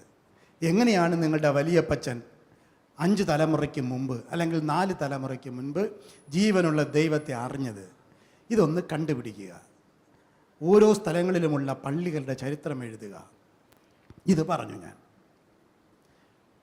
കഴിഞ്ഞ മാസം എന്നെ മലബാർ മഹായിടവകയിൽ കോഴിക്കോട് മഹായിടവക കൺവെൻഷനെ വിളിച്ചിരുന്നു. അവരുടെ 10ാമത് വർഷം ആണെന്ന് പറഞ്ഞു. മഹായിടവക തുടങ്ങിയിട്ട് അവിടെ ക്രിസ്ത്യാനികളുണ്ടായിട്ട് 200-250 വർഷമായി. ഞാൻ അവരോടും പറഞ്ഞു, 62 അച്ഛന്മാരുണ്ടെന്ന് പറഞ്ഞു. ഞാൻ പറഞ്ഞു, ഓരോ അച്ഛന്മാരും നിങ്ങളുടെ പള്ളിയുടെ ചരിത്രം എഴുതുക. 62 ചെറിയ ചെറിയ ചരിത്രങ്ങൾ എഴുതി ഒരു ഗ്രന്ഥമാക്കുക. പോയി പഠിക്കുക, പോയി ചിന്തിക്കുക, എങ്ങനെയാണ് നിങ്ങളുടെ നാട്ടിൽ ഒരു പള്ളി ഉണ്ടായത് എന്ന്. ഇനി നിങ്ങളോട് ഞാൻ പറയുകയാണ്, നിങ്ങളോട്, നമ്മുടെ സഹോദരങ്ങളോട്. കാട്ടാക്കടയെ നമുക്കെടുക്കാം. നമ്മളിപ്പോഴും കാട്ടാക്കടയാണ് ഇരിക്കുന്നത്. കാട്ടാക്കടയുടെ ചരിത്രം എഴുതുക. കാട്ടാക്കടയിൽ ആദ്യമുണ്ടായ സ്കൂൾ ഏതാണ്? അതാരാണ് തുടങ്ങിയത്? കാട്ടാക്കടയിൽ ആദ്യമുണ്ടായ കോളേജ് ഏതാണ്? അതാരാണ് തുടങ്ങിയത്? കാട്ടാക്കടയിൽ ആദ്യമുണ്ടായ ആശുപത്രി ഏതാണ്? 8, 10, 12 മക്കളെ പ്രസവിച്ച് വീടുകളിൽ വെച്ച് മരിച്ചുകൊണ്ടിരുന്ന കാലത്ത് പ്രസവം ഹോസ്പിറ്റലിലാക്കിയത് ആരാണ്? ടൈഫോയിഡ്, കുഷ്ഠരോഗം, കോളറ തുടങ്ങിയ രോഗങ്ങൾ, മസൂരി തുടങ്ങിയ രോഗങ്ങൾ ബാധിച്ച് ചത്തൊടുങ്ങിക്കൊണ്ടിരുന്നപ്പോൾ വൈദ്യസഹായം എത്തിച്ചത് ആരാണ്? നിഷ്പക്ഷമായി പോയി ചരിത്രം പഠിക്കുക, എഴുതുക. കാട്ടാക്കടയിലുള്ള പഴയ ആൾക്കാരോട് ഞാൻ ഇടയ്ക്ക് ഒരു മീറ്റിങ്ങിന് വിളിച്ചിട്ട് പറഞ്ഞു, നിങ്ങൾ കാട്ടാക്കടയുടെ ചരിത്രം എഴുതുക, നിഷ്പക്ഷമായി എഴുതുക. ആര്യനാട് മേഖലയിലാണ് ആദ്യമായി വിദ്യാഭ്യാസം ഒരു സ്കൂൾ ഉണ്ടായത്. തുടങ്ങിയത് ലൂഥറൻ മിഷനറിമാരാണ്. എൻ്റെ ഗ്രാമത്തിൽ, ഇവിടെ നിന്ന് നമ്മൾ ഡാമിലോട്ട് യാത്ര ചെയ്താൽ ആദ്യമായൊരു സ്കൂള്, 3ാം ക്ലാസ് വരെ ഒരു സ്കൂൾ തുടങ്ങിയത് ലൂഥറൻ മിഷണറിമാരാണ്. മടത്തിക്കോണത്ത് മൊട്ടമ്പൂല എന്ന് പറയുന്ന സ്കൂളിൽ ആ നാട്ടിലുള്ള എല്ലാവരും പഠിച്ചത് ആ സ്കൂളിലാണ്. കട്ടക്കോട് ഏരിയയിലും ആദ്യം തുടങ്ങിയത് ക്രൈസ്തവ മിഷണറിമാരാണ്. ലൂഥറൻ സ്കൂളാണ്. ചരിത്രമാണ് ഞാൻ പറയുന്നത്. കാട്ടാക്കട ആദ്യമുണ്ടായ ആശുപത്രി, ഹലോ, ഏത് ഉറക്കെ പറ. അത് പറയാനുള്ള ധൈര്യം പോലും നട്ടല്ലില്ല നിങ്ങൾക്ക്. പറ, ഉറക്കെ വിളിച്ച് എഴുന്നേറ്റ് ഒച്ച വെച്ച് പറയുന്നേ. സാൽവേഷൻ ആർമി, രക്ഷാസൈന്യം. ആദ്യത്തെ എക്സ്റേ ഉണ്ടായിരുന്നത് രക്ഷാസൈന്യം ആശുപത്രിയിലാണ്. അവിടെ നിന്ന് പിരിഞ്ഞു വന്നവരാണ് ശാന്തി ആശുപത്രിയും ആനി ആശുപത്രിയും സാൻ ജോസ് ആശുപത്രിയും. എല്ലാം അവിടെ വന്ന ഡോക്ടർമാരാണ്. ചരിത്രമാണ്. എന്തിനാണ് സാൽവേഷൻ ആർമി ഇവിടെ വന്നത്? അവർക്ക് ഒറ്റ ലക്ഷ്യമായിരുന്നു, പാവപ്പെട്ടവരുടെ ഇടയിൽ വൈദ്യസഹായം എത്തിക്കുക. പൈസ ഉണ്ടാക്കലല്ല, വൈദ്യസഹായം എത്തിക്കുക. ഇത് കാട്ടാക്കട ചരിത്രം. അപ്പോൾ ഇങ്ങനെ വിദ്യാഭ്യാസം, ആരോഗ്യരംഗം എവിടെയും എടുക്കുക. കഴിഞ്ഞ ആഴ്ച എന്നെ കണ്ണൂരിലുള്ള ഒരു മലയാളി ഡൽഹിയിൽ വന്നിരുന്നു. അദ്ദേഹം അവിടെ ജോലി ചെയ്യുകയാണെന്ന് പറഞ്ഞ് എന്നെ പരിചയപ്പെടാൻ വന്നു. വന്നപ്പോൾ പറഞ്ഞു, ഞാൻ സാറിൻ്റെ ഒരു ആർട്ടിക്കിൾ വായിച്ചു. അദ്ദേഹം CNA കാരനോ CSA കാരനോ ഒന്നുമല്ല. ആർട്ടിക്കിൾ വായിച്ചു. സ്വാതന്ത്ര്യ സമരത്തിൽ ക്രിസ്ത്യാനികളുടെ പങ്ക് എന്ന് പറഞ്ഞുകൊണ്ട് ഞാൻ ഒരു ആർട്ടിക്കിൾ എഴുതിയിരുന്നു പണ്ട് ഒരു ഇംഗ്ലീഷ് മാഗസീനിൽ. അപ്പോൾ അത് വായിച്ചു എന്ന് പറഞ്ഞു. അപ്പോൾ അത് വായിച്ചിട്ടപ്പോഴേ എനിക്ക് തോന്നി സാറിനൊന്ന് കാണണം, അങ്ങനെ വന്നതാണെന്ന് പറഞ്ഞു. വന്നു, ഇരുന്നു, വർത്തമാനം പറഞ്ഞു, പലതും പറഞ്ഞുകൊണ്ടിരുന്നപ്പോൾ അദ്ദേഹം വളരെ വികാരഭരിതനായിട്ട് പറഞ്ഞു, ആദ്യമായിട്ടാണ് ഞാനിങ്ങനെ മനസ്സിലാക്കുന്നത് ക്രിസ്ത്യാനികൾ ഇങ്ങനെയൊക്കെ പ്രവർത്തിച്ചിട്ടുണ്ടെന്ന്. ഇതൊക്കെ പറഞ്ഞപ്പോൾ ഞാൻ പറഞ്ഞു, സാറൊരു കാര്യം ചെയ്യ്, നിങ്ങളുടെ നിന്നാണ് വരുന്നത്. ഇപ്പോൾ കണ്ണൂർ ജില്ലയിൽ ഏതോ ഒരു സ്ഥലം പറഞ്ഞു, എനിക്ക് ഓർമ്മയില്ല. ഞാൻ പറഞ്ഞു, ആ സ്ഥലത്ത് നിങ്ങളുടെ സ്ഥലത്തിൻ്റെ ചരിത്രം എഴുതുക. ഞാൻ പറഞ്ഞു, അത് ചാന്ത സാറേ. ഞാൻ പറഞ്ഞു, അവിടെ ആദ്യം സ്കൂൾ തുടങ്ങിയതാരാ? കുറേ നേരം ആലോചിച്ചു. അപ്പോൾ ഏതോ ഒരു സ്കൂളിൻ്റെ പേര് പറഞ്ഞു. അവിടുത്തെ ആദ്യത്തെ കോളേജ് ഏതാ ആ ഏരിയയിൽ? അപ്പോൾ പറഞ്ഞു, ഞങ്ങളുടെ ഏരിയയിലുള്ള എല്ലാവരും പഠിച്ചത് ബ്രണ്ണൻ കോളേജിലാണ്. ആരാ തുടങ്ങിയത്? മിഷണറി. ഓരോ നാട്ടിൽ ചോദിച്ചു. അവിടുത്തെ ആദ്യത്തെ ആശുപത്രി ഏതാ ചോദിച്ചു ഞാൻ. ശരിയാ സാറേ. ഞാൻ പറഞ്ഞു, ഏത് സ്ഥലവും എടുക്കുക, അവിടെ ഇന്ന് കാണുന്ന ഇന്നിനെ ആക്കിയത് ക്രൈസ്തവ മിഷണറിമാരാണ്. ഇന്ന് ഇതിൻ്റെ പിതൃത്വം ഏറ്റെടുക്കാൻ ഒരുപാട് പേര് നടക്കുന്നുണ്ട്. പലരും പലതും പറയുന്നുണ്ട്. അതിന് പ്രധാന കാരണം ക്രൈസ്തവരായ നമ്മൾ ഇതിനെക്കുറിച്ചൊന്നും പറയാത്തത് കൊണ്ടും ഇതിനെക്കുറിച്ച് നമുക്ക് അവബോധമില്ലാത്തത് കൊണ്ടുമാണ്. ഇവിടുത്തെ ക്രൈസ്തവ നേതാക്കന്മാർക്ക് വേറെ പലതും ബിസിനസ്സാണ്, വേറെ ഒരുപാട് കാര്യങ്ങൾ അവർക്ക് പറയാനുണ്ട്. അതുകൊണ്ട് ഇതൊന്നും അവർക്ക് ബാധകമല്ലാത്തത് കൊണ്ടാണ്. ഒരു 10 വർഷങ്ങൾക്ക് മുൻപ് തിരുവനന്തപുരത്ത് പുത്തരിക്കണ്ടത്തും 10-15 വർഷത്തിന് മുമ്പ് കവടിയാർ ഗ്രൗണ്ടിലും ഒക്കെ ഞാനിത് പ്രസംഗിച്ചിട്ടുണ്ട്. ഒരിക്കൽ തിരുവനന്തപുരം കൺവെൻഷനിൽ, CSI കൺവെൻഷനിൽ ഞാനിത് പ്രസംഗിച്ചു വിശദമായിട്ട് 1.5 മണിക്കൂർ. ഇതല്ല, വേറെ ഒരുപാട് കാര്യങ്ങൾ പ്രസംഗിച്ചു. പ്രസംഗമെല്ലാം കഴിഞ്ഞപ്പോൾ കുറേ പേര് വിമർശിച്ചു. നമ്മുടെ ആൾക്കാരല്ലേ, ഇതാ സുവിശേഷം, ഇതൊന്ന് രാഷ്ട്രീയ പ്രസംഗമല്ലേ, ഇതാ സുവിശേഷം എന്നൊക്കെ 1-2 അച്ഛന്മാരൊക്കെ പിന്നെ, കാരണം അവന്മാർക്ക് അറിയാത്ത പല കാര്യമാണ് ഞാൻ പറഞ്ഞത്. അപ്പോൾ സ്വതവേ അത് പറയുമല്ലോ. ഇങ്ങനെ കമൻറ്റ് പറഞ്ഞിട്ട് പോയ ഒരുപാട് പേരുണ്ട്. ഓൺലൈനിൽ പോകണുണ്ട്, അത് അവരും കൂടെ കേൾക്കട്ടെ. പിറ്റേ ദിവസം ഞാനവിടെ 2ാമത്തെ ദിവസം എനിക്ക് പ്രസംഗമുണ്ട്. 2ാമത്തെ ദിവസം ഞാൻ പ്രസംഗിക്കാൻ വന്നപ്പോഴേ ഒരു പ്രായമുള്ള അച്ഛൻ എന്നെ കാത്തു നിൽക്കുകയാണ്. അപ്പോൾ ഞാൻ ഇങ്ങനെ സ്റ്റേജിലോട്ട് വന്നപ്പോഴേ അച്ഛൻ എന്നെ വിളിച്ചു. അച്ഛൻ കുപ്പായൊന്നും ഇട്ടിട്ടില്ല, എന്നെ വിളിച്ചു. അദ്ദേഹം പ്രായമുള്ള അച്ഛനാണ്, ക്രിട്ടിക്കാണ്, എല്ലാറ്റിനെയും വിമർശിക്കുന്ന ഒരാളാണ്. എന്നെയും വിമർശിച്ചിട്ടുണ്ട് അദ്ദേഹം. എന്നെ വിളിച്ചിട്ട് പറഞ്ഞ് അച്ഛനെ കാത്തു നിൽക്കുകയായിരുന്നു. ഞാൻ പറഞ്ഞു, എന്താ അച്ഛാ? അപ്പം പറഞ്ഞു, അച്ഛാ, ഇന്നലെ അച്ഛൻ പ്രസംഗിച്ച പ്രസംഗമുണ്ടല്ലോ, അത് ബൈബിളിൽ ഒരധ്യായമായി എഴുതി ചേർക്കേണ്ടതാണ്. എന്നിട്ട് അദ്ദേഹത്തിന് 2 കണ്ണും നിറഞ്ഞു. ഇതിലപ്പുറം ഒരു അവാർഡ് എനിക്ക് ആവശ്യമില്ല. എന്നിട്ട് അദ്ദേഹം വലിയ നിരൂപകനാണ്. അദ്ദേഹം പറഞ്ഞു, അച്ഛാ, നമ്മൾ ഇന്നും ഇസ്രായേലിൻ്റെ ചരിത്രം പറയുന്നു, പഠിപ്പിക്കുന്നു, ആൾക്കാരോട് ഘോരഘോരം പ്രസംഗിക്കുന്നു. നമ്മൾ ഇസ്രായേലിൻ്റെ ചരിത്രം പറഞ്ഞിട്ടോ പഠിപ്പിച്ചിട്ടോ എന്താ കാര്യം? നമ്മൾ നമ്മുടെ ചരിത്രമാണ് അറിയേണ്ടത്. നമ്മുടെ ജനം ആരായിരുന്നു, അവരെങ്ങനെ വിമോചിക്കപ്പെട്ടു, എങ്ങനെ വിടുവിക്കപ്പെട്ടു, ദൈവം അവരെ എങ്ങനെ വിടുവിച്ചു, അവരെങ്ങനെ ഈ സ്ഥലത്തേക്ക് ഇങ്ങനെ കൊണ്ടുവന്നു എന്ന് അച്ഛനിങ്ങനെ പറഞ്ഞപ്പോൾ എനിക്ക് തോന്നി, ഇത് അച്ഛനോട് പറയാതെ പോകുന്നത് ശരിയല്ല. ഒരു ചാപ്റ്ററായി ബൈബിളിൽ എഴുതി ചേർക്കേണ്ടതാണ് അച്ഛൻ പ്രസംഗിച്ചത്. ഞാൻ തറയോളം താണ് ദൈവത്തിന് നന്ദി പറഞ്ഞു. ഹല്ലേലൂയ. ഞാൻ ആരോടും പറഞ്ഞില്ല, ഞാൻ നിങ്ങളോടത് പ്രസംഗിച്ചപ്പോൾ പറയണമെന്ന് വിചാരിച്ചതാ. പത്രോസ് പറയാണ്, നിങ്ങൾ പരദേശികളാണ്, അന്യരും പരദേശികളുമാണ്, പക്ഷേ നിങ്ങൾ രാജകീയ പുരോഹിത വർഗമാണ്, വിശുദ്ധ വംശമാണ്, സ്വന്തം ജനമാണ്, അന്ധകാരത്തിൽ 40 പ്രകാശത്തിലേക്ക് വിളിക്കപ്പെട്ട ജനമാണ് നിങ്ങൾ. അതുകൊണ്ട് നിങ്ങൾക്കൊരു ദൗത്യമുണ്ട്. ഈ ദൗത്യമാണ് നമ്മുടെ പിതാക്കന്മാർ ചെയ്തത്. അത് ചെയ്തത് കൊണ്ടാണ് നമ്മൾ ഇന്ന് മാന്യവും മര്യാദയുമായിട്ട് ഇവിടെ വന്നിരിക്കുന്നത്. ഞാൻ കാട്ടക്കട ചരിത്രം പറഞ്ഞു. ഇവിടെയുള്ള ചെറിയൊരു സ്റ്റഡി, ചെറിയൊരു കാര്യമാണ് ഞാൻ പറഞ്ഞത്.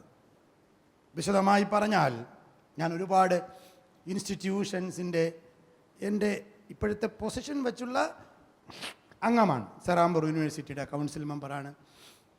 സ്കോട്ടിഷ് ചർച്ച് കോളേജിൻ്റെ കൗൺസിൽ മെമ്പറാണ്. ഇപ്പം ഞാൻ സ്കോട്ടിഷ് ചർച്ച് കോളേജിൽ പോയി. കൗൺസിലാണ്. കൗൺസിൽ എന്ന് പറയുമ്പോൾ വളരെ കുറച്ച് പേരേ ഉള്ളൂ. ജനറൽ അവരുടെ കമ്മിറ്റികൾക്കൊക്കെ പോകും. പോയപ്പോൾ കൽക്കട്ടയിലാണ്. ആ കോളേജ് തുടങ്ങിയത് അലക്സാണ്ടർ ഡഫ് എന്നൊരു മിഷണറിയാണ്. വിവേകാനന്ദ സ്വാമി പഠിച്ചത് അവിടെയാണ്. സുഭാഷ് ചന്ദ്രബോസ് പഠിച്ചത് അവിടെയാണ്. അവരുടെ എല്ലാവരുടെയും അലുമിനൈ ഗ്രൂപ്പിൽ അവരുടെ എല്ലാവരുടെയും ഫോട്ടോ അവിടെ വച്ചിട്ടുണ്ട്. ഇന്ത്യയിലുള്ള വലിയ നേതാക്കന്മാർ പലരും പഠിച്ചത് ക്രൈസ്തവ മിഷണറിമാർ തുടങ്ങിയ ഇൻസ്റ്റിറ്റ്യൂഷൻസിലാണ്. ഞാൻ ജോൺ വിൽസൺ കോളേജിൻ്റെ മെമ്പറാണ്. JWS ബോംബെ. അവിടെയും ബോംബെ മഹാരാഷ്ട്രയിലുള്ള പല പ്രമുഖ നേതാക്കന്മാരും പഠിച്ചത് അവിടെയാണ്. നാഗ്പൂർ ഹിസ്ലപ്പ് കോളേജിൻ്റെ സെക്രട്ടറിയാണ് ഞാൻ. ആ ഏരിയയിലുള്ള പല പ്രമുഖന്മാരും പഠിച്ചത് ഹിസ്ലോപ്പ് എന്ന മിഷണറി തുടങ്ങിയ കോളേജിലാണ്. കോളേജിൻ്റെ വരാന്ത കണ്ടത് ക്രൈസ്തവ മിഷണറിമാർ കോളേജ് തുടങ്ങിയത് കൊണ്ടാണ്. നമ്മൾ പറഞ്ഞില്ലെങ്കിൽ ഇതാരാ പറയാൻ പോണത്? ഇതൊക്കെ ഇങ്ങനെ പറഞ്ഞു വരുമ്പോൾ ഇപ്പോഴത്തെ തലമുറ ഇതൊക്കെ അറിയേണ്ടതും മനസ്സിലാക്കേണ്ടതും പഠിക്കേണ്ടതും അനിവാര്യമാണ്. പറയേണ്ടതും അനിവാര്യമാണ്. ഞാൻ നമ്മുടെ നാട്ടിനെക്കുറിച്ച് കുറച്ച് കാര്യം കൂടെ പറഞ്ഞിട്ട് ആ മിഷനെക്കുറിച്ച് പറയാൻ ആഗ്രഹിക്കുകയാണ്. അവർണ്ണ വിഭാഗത്തിൽപ്പെട്ട ഒരു ജനവിഭാഗമാണ് നമ്മുടെ നാട്ടിൽ വെളിച്ചം കണ്ടത്, അത്ഭുത പ്രകാശം കണ്ടത്, അല്ലെങ്കിൽ സുവിശേഷം കണ്ടത്. ഞാൻ മറ്റ് വിഭാഗങ്ങളെക്കുറിച്ചൊന്നും പറയുന്നില്ല. അതുകൊണ്ട് ഞാൻ നാടാർ വിഭാഗത്തെക്കുറിച്ച് പറയാം. ഞാൻ ആ വിഭാഗത്തിലുള്ള ആളായതുകൊണ്ട് നമുക്ക് ഒരു ജാതീയമായ യാതൊരു ചിന്തകളും നമ്മുടെ ആശ്രമത്തിനോ നമ്മുടെ GMIക്കോ ഇല്ല എന്നുള്ളത് ആശ്രമത്തെ അടുത്തറിയാമെന്നവർക്കറിയാം. ജാതി മത വർഗ വർണ്ണ അതീതമായിട്ടാണ് നമ്മൾ പ്രവർത്തിക്കുന്നത്. അതാദ്യമേ അങ്ങ് പറയട്ടെ. അതുകൊണ്ട് അങ്ങനെ ഒരു ജാതിയെക്കുറിച്ച് പറയാനോ മോശമെന്നോ നല്ലതോ എന്ന് പറയാനല്ല. നാടാർ വിഭാഗത്തിൻ്റെ എങ്ങനെയാണ് ഇന്ന് കാണുന്നൊരു വിഭാഗമായത് എന്ന് മാത്രം പറയുകയാണ്. തമിഴ്നാട്ടിൽ ക്ഷത്രിയ വംശത്തിലുള്ള ചെറിയ നാടുകളുടെ അധിപന്മാരായ നാട്ടാർ, നാടിനെ ഭരിച്ചിരുന്നവർ, അവർ ക്ഷത്രിയരായിരുന്നു. ഇന്ത്യൻ വർണ്ണാശ്രമ ധർമ്മയുടെ അടിസ്ഥാനത്തിൽ അവരെയാണ് നാടാർ എന്ന് വിളിച്ചത്. ഒരു സിദ്ധാന്തമാണ്, ഒരു തിയറിയാണ്. നാടുകളുടെ അധിപൻ എന്ന അർത്ഥത്തിൽ ഈ നാടാണ് തമിഴ്നാട്. അങ്ങനെയാണ് തമിഴ്നാട് എന്ന വാക്കും ഉണ്ടായത് അത്രേ. നാട് എന്ന പദത്തിൽ നിന്ന് ഉരുത്തിരിഞ്ഞതാണ് നാടാർ എന്ന വാക്ക്. അതായത് ഭൂമി അല്ലെങ്കിൽ രാജ്യം, കൊച്ചു രാജ്യങ്ങൾ, നാട്ടുരാജ്യം എന്നതിനെ പറയും. അങ്ങനെ പുരാതന തമിഴ് സമൂഹത്തിലെ പ്രാദേശിക പ്രഭുക്കന്മാരായും ഭൂവുടമകളെയും ഇത് ബന്ധപ്പെട്ടിരുന്നു. പക്ഷേ കുറച്ചു കാലം കഴിഞ്ഞപ്പോൾ പല കാരണങ്ങളാൽ വർഗം ശക്തമായ കോൺഫ്ലിക്റ്റുകളിലൂടെ കടന്നുപോയി. അത് ലോകം മുഴുവനും കടന്നുപോയി. ലോകം മുഴുവനും സ്ട്രഗിൾ ഉണ്ടായി. അടിച്ചമർത്തപ്പെട്ടവരും അടിച്ചമർത്തിയവരും, ഒപ്രസ്ഡ് ആൻഡ് ഒപ്രസർ ഉണ്ടാവുകയും ഭിന്നിക്കപ്പെടുകയും സമൂഹത്തിന് മാറ്റം വരികയും ഒക്കെ ചെയ്തിട്ടുണ്ട്. അതാണ് സാമൂഹിക പരിണാമ സിദ്ധാന്തത്തിൽ പറയുന്നത്. അങ്ങനെ ഈ വർഗവും അടിച്ചമർത്തപ്പെട്ടു. കുറച്ച് കഴിഞ്ഞപ്പോൾ പല കാരണങ്ങളാൽ ഒതുക്കപ്പെട്ടു. അങ്ങനെ ഇവർക്ക് പ്രത്യേകിച്ച് ജോലികളൊന്നും കൊടുക്കാതെ നിഷേധിക്കപ്പെട്ടു. ഇവർക്ക് ആകപ്പാടെ ഭരിക്കാനേ അറിയുള്ളൂ. പിന്നെ ആകപ്പാടെ ഇവർക്ക് ചെയ്യാൻ പറ്റുന്ന ഒരു തൊഴിൽ ആരും ചെയ്യാത്തൊരു തൊഴിലായിരുന്നു. കാരണം തമിഴ്നാട്ടിലാണ് ഞാൻ പറയുന്നത്. ആ തൊഴിൽ ചെയ്യാനുള്ള ധൈര്യമോ ശക്തിയോ താക്കത്തോ മറ്റുള്ളവർക്കുണ്ടായിരുന്നില്ല. ആ തൊഴിലാണ് പനകയറ്റം. എന്തിനാണ് നിങ്ങൾ ചോദിക്കുന്നത്, എന്തിനാണ് പന കയറണ, താഴെ കിടന്നാൽ പോരെ എന്ന്? പന എന്നുള്ളത് അന്നത്തെ പ്രധാനമായ ഒരു വരുമാനമായിരുന്നു. അതിൻ്റെ ഇല, അതിൻ്റെ തടി, അതിൻ്റെ വസ്തുവകകളെല്ലാം തന്നെ A to Z അതിൻ്റെ ഇലകളിലാണ് പേപ്പറായിട്ട് ഉപയോഗിച്ചിരുന്നത്. പേപ്പറില്ല, അന്ന് എഴുതിയിരുന്നത് അതിൻ്റെ ഇലകളിലായിരുന്നു. അതിന് താളിയോല, പനയോല എന്നൊക്കെ പറയുമായിരുന്നു. എഴുതിയിരുന്നത് അതിലായിരുന്നു. വട്ടിയും കൂരയും പായും എല്ലാം ഉണ്ടാക്കിയിരുന്നത് അതിലായിരുന്നു. പിന്നെ അതിൻ്റെ സാധനങ്ങൾ, അതിൻ്റെ അക്കാനിയും അതിൻ്റെ കള്ളും അതിൻ്റെ കരിപ്പട്ടിയും തുടങ്ങിയ എല്ലാം, അതിൻ്റെ വേര് വരെ, അതിൻ്റെ കിഴങ്ങ് വരെ കഴിക്കുമായിരുന്നു. അതുകൊണ്ട് ഇന്ത്യൻ ജീവവൃക്ഷം എന്നാണ് അതിനെ പറയുന്നത്. നിങ്ങൾക്ക് വേണമെങ്കിൽ സെർച്ച് ചെയ്യാം, ഇന്ത്യൻ ട്രീ ഓഫ് ലൈഫ്. ബൈബിളിൽ പറയുന്ന ജീവവൃക്ഷം, ട്രീ ഓഫ് ലൈഫ് എന്നടിച്ചു നോക്കിയാൽ വരുന്നത് കരിമ്പനയാണ്. അതുകൊണ്ട് ജീവവൃക്ഷം വേണമെന്നുള്ളവരൊക്കെ വീട്ടിലൊരു പനന്തൈ വാങ്ങിച്ചു വയ്ക്കുക കേട്ടോ. കരിമ്പനയാണ്. പാം ട്രീ പന പലത്തിലുണ്ട്, പക്ഷെ കരിമ്പനയാണ്. അപ്പം ഇത് വേറെ ആർക്കും കയറാൻ പറ്റാത്തത് കൊണ്ട് ഇവന്മാർക്ക് കൊടുത്തു ഈ ജോലി. അതിനെയാണ് പനകേറികൾ എന്ന് അവരെ വിളിച്ചു. തമിഴ്നാട്ടിൽ പോയാൽ ഇന്നും പനകുടി എന്നൊരു സ്ഥലം വളരെ പ്രസിദ്ധമാണ്. നമ്മൾ തമിഴ്നാട്ടിൽ നിന്ന് നാഗർകോവിലിൽ നിന്ന് തിരുനെല്വേലിയിലേക്ക് പോകുമ്പോൾ പനകുടി എന്നൊരു സ്ഥലം തന്നെയുണ്ട്. അവിടെ പനകൾ മാത്രമേ ഉള്ളൂ. പന കൃഷിയാണ് അവിടെ കൂടുതലും ഉള്ളത്.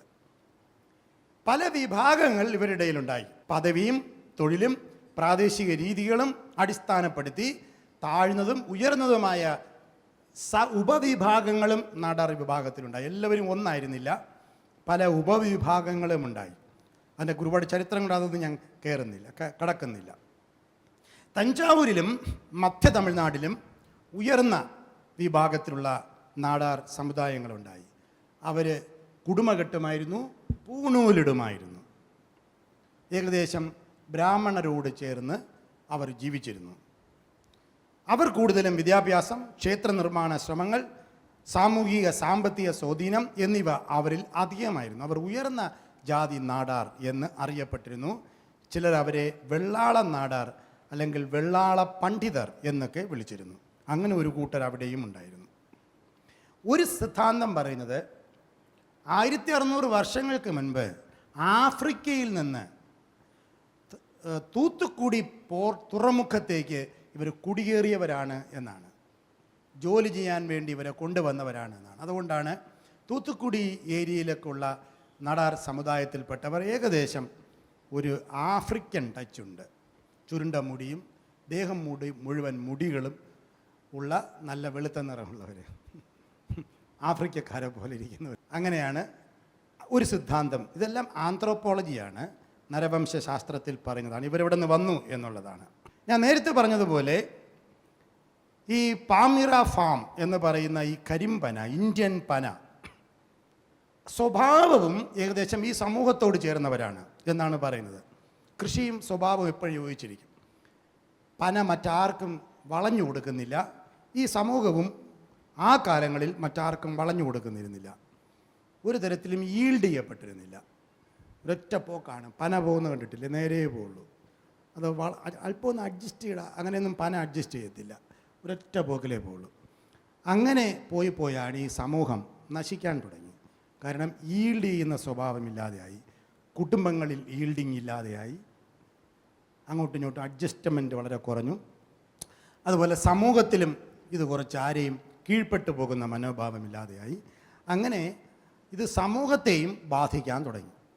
പക്ഷേ ഗ്രാമീണ സമൂഹങ്ങൾക്ക് സുസ്ഥിരവും ജീവൻ നിലനിർത്തുന്നതുമായ ഒരു വൃക്ഷമായി തന്നെ ഇത് നിലനിന്നു എത്രയോ വർഷം.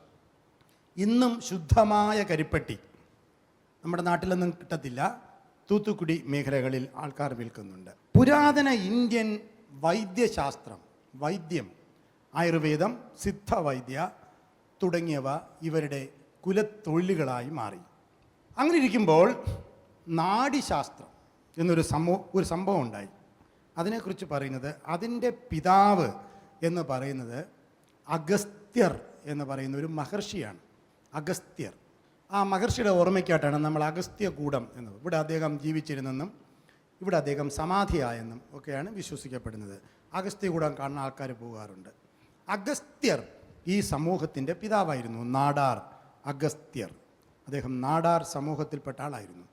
അദ്ദേഹത്തിന് 18 സിദ്ധന്മാരുണ്ടായിരുന്നു. അതിൽ ഒരു സിദ്ധനായിരുന്നു രാമായണം എഴുതിയ വാൽമീകി എന്ന് പറയുന്നു. ഒരു സിദ്ധനാണ് യോഗസൂത്രം എഴുതിയ പതഞ്ജലി എന്ന് പറയപ്പെടുന്നു. ഇതെല്ലാം എഴുതപ്പെട്ടിരിക്കുന്ന കാര്യങ്ങളാണ്. അങ്ങനെ ഇരിക്കുന്ന അത്രയും ഉയർന്ന സ്ഥലത്തിലിരുന്ന ആളാണ്. നാഡി ശാസ്ത്രം ഇദ്ദേഹം എഴുതി, ആയുർവേദം എഴുതി, സിദ്ധ പഠിപ്പിച്ചു, ഇതൊക്കെ ചെയ്തു.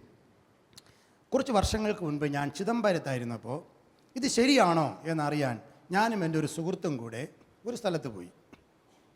അവിടുത്തെ പ്രത്യേകത എന്ന് പറയുന്നത് അവർ വിശ്വസിക്കുന്നത് ആരെക്കുറിച്ചും, ഈ ലോകത്തിലുള്ള എത്ര കോടി ജനത്തെക്കുറിച്ചും എഴുതി, അവരുടെ ജീവിതം മൊത്തം എഴുതി പനയോലയിൽ, താളിയോലയിൽ അവിടെ എഴുതി വച്ചിട്ടുണ്ട് എന്നാണ് പറയുന്നത്. ഇതേക്കുറിച്ചെല്ലാം കേട്ടിട്ടുണ്ടോ ആരെങ്കിലും? ഇതൊക്കെ അതിശയമാണ്, ഇതൊക്കെ വളരെ വലിയ അത്ഭുതങ്ങളാണ്. അപ്പോൾ ഇത് ശരിയാണോ എന്നറിയാൻ ഞാനും ഒരു സുഹൃത്തും കൂടെ പോയി. ഞാൻ ഒരുപാട് സ്ഥലങ്ങളിൽ ഇങ്ങനെ ഗവേഷണവുമായിട്ട് പോയിട്ടുണ്ട്. എൻ്റെ പുസ്തകം എഴുത്തിൻ്റെ ഒരു ഭാഗമായിട്ടാണ് അവിടെ പോയത്. അവിടെ ചെന്ന് ഇറങ്ങിയപ്പോൾ തന്നെ ഒരു 100 കണക്കിന് വാഹനങ്ങൾ അവിടെയുണ്ട്. ഇറങ്ങിയപ്പോൾ തന്നെ കുറേ പേര് എൻ്റെ ഞങ്ങളെടുക്ക വന്നു. സാർ സാർ സാർ എന്ന് വിളിച്ചു. ഞങ്ങളെ വിളിച്ചു കൊണ്ടുപോകാൻ തന്നെ അവിടെ ആൾക്കാരുണ്ട്.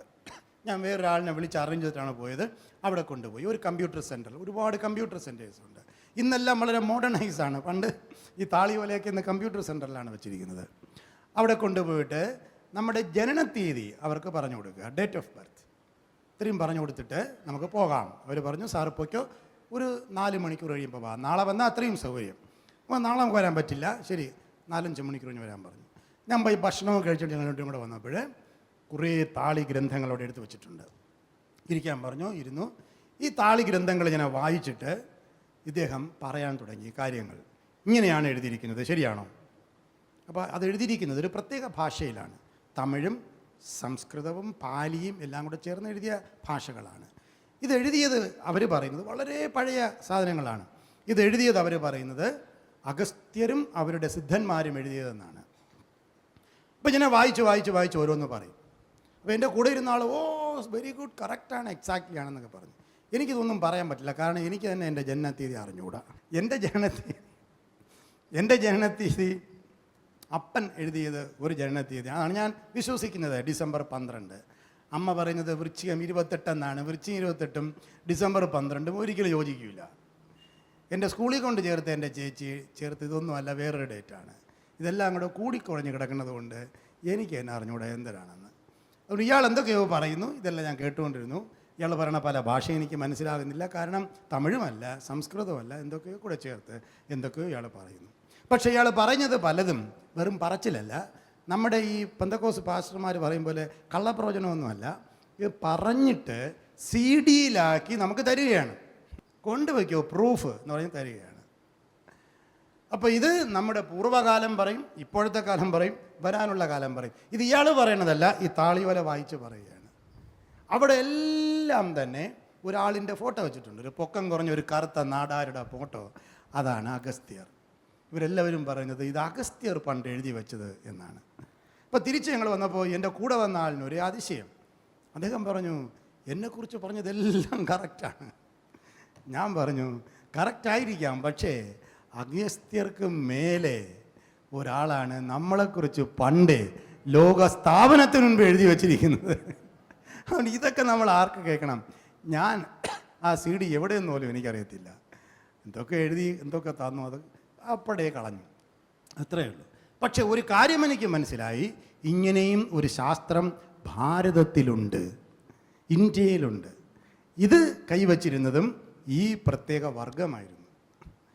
1809 നമ്മുടെ നാട്ടിലെ സൗത്ത്, നമ്മുടെ കുറച്ചുകൂടി തെക്ക് ഭാഗത്ത് പോയാൽ അയ്യാ വൈകുണ്ഠർ എന്ന് പറയുന്ന ഒരു സ്വാമി ഉണ്ടായി, വൈകുണ്ഠസ്വാമി. ഇത് കണ്ടിട്ട് പലരും പറഞ്ഞു അച്ഛൻ വൈകുണ്ഠസ്വാമിയെ കൊണ്ട് വച്ചിരിക്കുകയാണെന്ന്. ഇത് സാധു സുന്ദരസിംഗാണ്, അനുഗ്രഹിക്കപ്പെട്ട ഇന്ത്യയുടെ അപ്പോസ്തലനാണ്. കുറേ ആൾക്കാർ പറഞ്ഞു കിടന്നു അങ്ങേരിപ്പോൾ എല്ലാം വിട്ടിപ്പം വൈകുണ്ഠസ്വാമിയുടെ പടം വച്ചിരിക്കുകയാണ്. സ്തോത്രം. ഇത് സാധു നരസിംഹാണ്, വൈകുണ്ഠസ്വാമി ഒന്നുമല്ല. അയ്യ വൈകുണ്ഠർ എന്നൊരു സ്വാമി ഉണ്ടായി.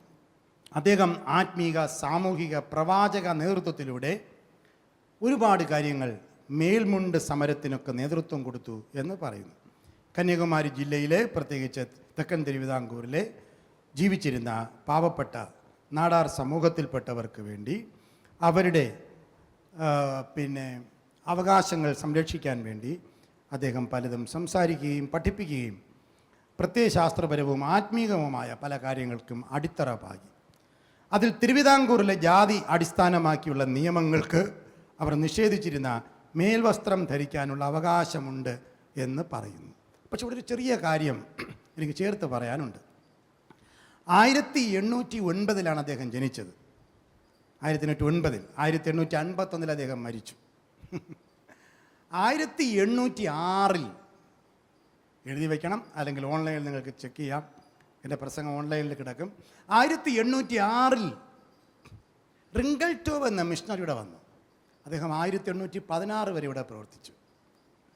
മേൽമുണ്ട് സമരത്തിന് നേതൃത്വം കൊടുക്കുകയും മേൽമുണ്ട് ധരിക്കാൻ ആൾക്കാരെ പ്രചോദിപ്പിക്കുകയും ഉത്സാഹിപ്പിക്കുകയും അതിനെതിരെ പ്രതിഷേധങ്ങൾ, മേൽമുണ്ട് ധരിക്കാൻ പാടില്ല എന്ന ചിന്തയ്ക്കെതിരെ പ്രതിഷേധങ്ങൾ ഉണ്ടാക്കുകയും ചെയ്തത് റിംഗിൾടോവ് എന്ന LMS മിഷണറിയും തൻ്റെ കൂടെ പിന്നത്തേതിൽ വന്ന മിഷണറിമാരുമാണെന്ന് ചരിത്ര സത്യമാണ്. 1806 വൈകുണ്ഠസ്വാമി ജനിച്ചത് തന്നെ 1809. പിന്നെ ആ സ്വാമിയാണ് ഇതിന് നേതൃത്വം കൊടുത്തതെന്ന് പറയാൻ പറ്റില്ല.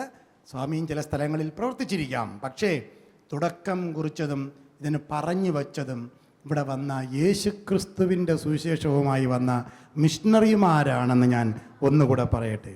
ഇങ്ങനെ മിഷണറിമാരുടെ ഇടപെടലിലൂടെ 19-ാം നൂറ്റാണ്ടോടെ നിരവധി ഈ സമൂഹത്തിൽപ്പെട്ട അടിച്ചമർത്തപ്പെട്ടവർക്ക് ഉയർച്ചയുണ്ടായി.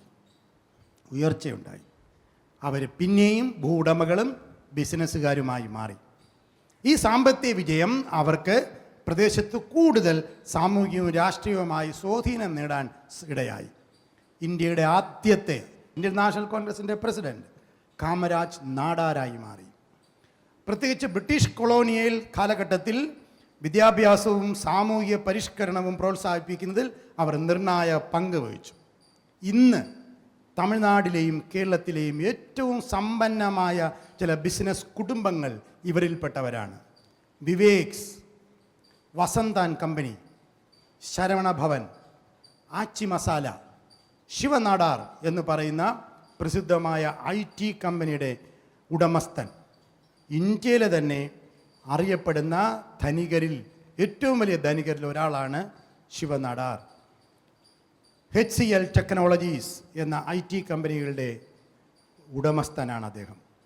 മാത്രമല്ല ഇന്ത്യയിലുള്ള പല TVS ഗ്രൂപ്പ്, തുണിത്തരങ്ങൾ, മറ്റും ബിസിനസ്സുകൾ ചെയ്യുന്നവർ, ഇവർ പലരും ഈ സമൂഹത്തിൽപ്പെട്ടവരായി മാറി.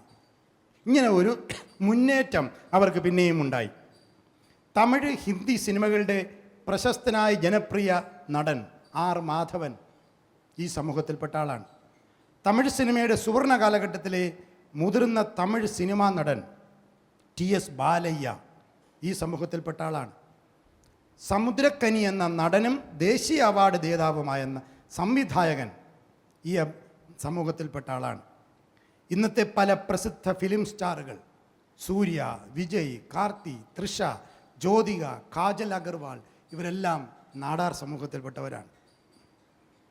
കേരളം എടുക്കാം. കേരള സിനിമയുടെ പിതാവെന്നറിയപ്പെടുന്ന JC ദാനിയേൽ, ഇന്നും കേരള സർക്കാർ നൽകുന്ന പുരസ്കാരം JC ദാനിയേൽ അവാർഡ് എന്ന പേരിലാണ്. നാടാർ സമുദായത്തിൽപ്പെട്ട ആളാണ്. പ്രശസ്ത ക്രിസ്തീയ പ്രവർത്തകരെ നോക്കിയാൽ വേദനായകം ശാസ്ത്രിയാർ തമിഴ്നാട്ടിലെ പ്രസിദ്ധ ക്രൈസ്തവ സംഗീതജ്ഞനാണ്. LMS മിഷണറിമാർ reverend Harris Santhakulam, doctor DGS Dinakaran, ഇന്ത്യയിലെ ഏറ്റവും വലിയ ക്രൈസ്തവ ഏകസഭയുടെ നേതാവായ പാസ്റ്ററായ reverend D Mohan, reverend Paul Thangaiah, reverend R Samuel Lutheran സഭയുടെ പാസ്റ്ററാണ്. അദ്ദേഹം എഴുതിയ പാട്ടാണ് എൻ മീട്ടുയിരോടിരുക്കയിലേ ഉനക്കെന്നാ കുറവുണ്ട് നീ സൊൽവനമേ, ലൂഥറൻ സഭയുടെ പാസ്റ്റർ. ആദ്യത്തെ Indian bishop Azariah, bishop Yesuvadiyan, Sam Kamalesan, friends missionary prayer ബാൻഡിൻ്റെ പ്രസിദ്ധമായ പ്രസംഗകനായിരുന്നു സാം കമലേശൻ. അതുപോലെ അദ്ദേഹം നമ്മുടെ മാരാമൺ കൺവെൻഷൻ്റെ പ്രസംഗകനായിരുന്നു.